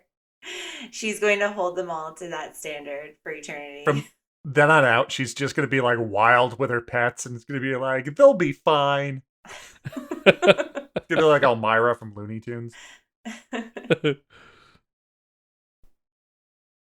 was kind of weird though. Like, it did kind of have a vibe of like, Danny, if you were just a little bit older, we would have been boyfriend and girlfriend. Like, I don't know. It kind of gave that vibe at the end. If you were just 300 years older. We could have been something. Gives a whole new meaning to I like older men. Join me, Danny. Join me. Together we can go meet my sister. Start strangling her. Max, Danny, and Allison watch the ghosts walk into the sunset, finally fading. And then we see back at the party, the adults are exiting the dance hall, exhausted from the late night of dancing and free of the spell cast by Winnie. They have no idea what just went on. It just seems like they just had a really good night. Yeah, the mom seems like a lot of the people seem miserable as they're walking out, but their mom seems like, man, that was a rager. Like, she was totally cool with it. She's probably been to cooler parties in her life. She can hang. Mom can hang. That seemed like one of the best parties I've been to. And finally, we see Ice and Jay, still in their cages, but as the camera tracks across the floor, it raises the view just to see the spellbook, eye closed. And then just before it does that classic freeze frame, we see it slowly open and look at the camera. Dun, dun. Jay and Ice definitely die in those cages. That would be dark if they start the sequel with, like, the book eye-opening and there's two skeletons in the cages. Ice's dirty socks on the feet. They just gather around the Sanderson house like, guess we don't need this place anymore, and just torch it. They're still inside. You can't. It's a protected historical site. They have to go to town hall. They have to fill out. It's a whole thing. And that is Hocus Pocus 1. Yay. So I enjoy. It's the only Hocus Pocus. Yeah, I liked it too. I would say, I almost want to qualify this as like the first time I really watched it. And it's a good kids movie. I still enjoy it as an adult. And it's good. Yeah. It just brings back the warm and fuzzy memories of growing up in New England and Halloween and the foliage and, that perfect image of Halloween. So I love it. It's a cozy film, despite the child murder and the constant talks of virgins. It's cozy. I've always liked it. It's like it's not Halloween unless this plays. And because it came out so early in our lives that I feel like it's always been there. Yeah. I know, I will say this, that it's not as good as A Christmas Story, but it holds the same kind of role where it's that movie that I always play for that certain holiday. Like when it's Christmas time, we always have A Christmas Story on. That's just what you do. And now, is it because you loved A Christmas Story growing up, or is it because it's this Stockholm Syndrome response because TBS used to 24-hour marathon, and it was like, it's just always on? Oh, they still do it. They still do it, and the answer is yes. It's definitely all TBS. I can see why this is lauded and desired every Halloween. Makes sense. Well, thank you guys for having me back. I'm sorry that having me probably added another hour and a half to... It'll be the last time. Until Spice Girls. Yes. Oh, yeah. Let's get everyone excited. All the listeners excited for Spice World, which I've been bugging you guys to do for a while. And Laura has mentioned on wanting to do a spin-off show for Disney comedies and just Disney, like the made-for-TV movies like Xenon... Girl of the 21st Century. Yeah, that one. Under Wraps. What's the opera? Brink is another one, and then there is like the Night of the Opera one. That was a good one. Oh, Smart House. Tsunami. Johnny Tsunami, Smart House, Luck of the Phantom Irish. Of the Megaplex. Yeah, Phantom of the Megaplex. Thank you. Wendy Wu, Homecoming Warrior. That one was a little after my time. A little bit, I think. Dean still watches these. It's like, that was 2018, Dean. The 13th year. Yeah, so so they're Disney Channel original movies, also known as DCOM. So my witty idea is to call it the D-commentary. Is Smart House the one with Kathy Seagal? Yes. Kate, is it Okay. Kathy Siegel or Katie Katie? Katie Siegel? Katie Siegel? Katie Siegel. Bugsy Siegel. The smart hat, see? And that movie's great because not only does it have a hit single by the band Bewitched featured in it, but it also, I think, kind of predicts certain things that we ended up getting down the road in smart homes. So it's kind of fun to watch back. Because smart homes Disney were had not all a the thing answers. when that movie came out. They weren't real yet. What makes a smart house a smart home? Really loving AI. Thank you again for coming along for the adventure known as Hocus Pocus. As always, you can find us on Twitter, Facebook, Instagram at Screen Refresh, or email us your own movie memories at screenrefresh@gmail.com. If you like the show, help us out and leave a rating or review on iTunes, Spotify, whatever and wherever you get your podcasts to help others find us. We also have a Discord. You can find the link over on our Linktree, found on our Instagram page. So come on down and join us for some late night chats about our favorite things. I'll fix that later. For Lauren Just our Dean, favorite things. for our You know, favorite raindrops things. and roses, whiskers and kittens. Join our Whatever- thread on bright copper kettles and warm woolen mittens. Whatever you want to talk about, just come on down. For Laura, Dean, and Tim, I'm Nick, and we'll see you again in a couple of weeks for Rule of Thirds. Yabos. And scene.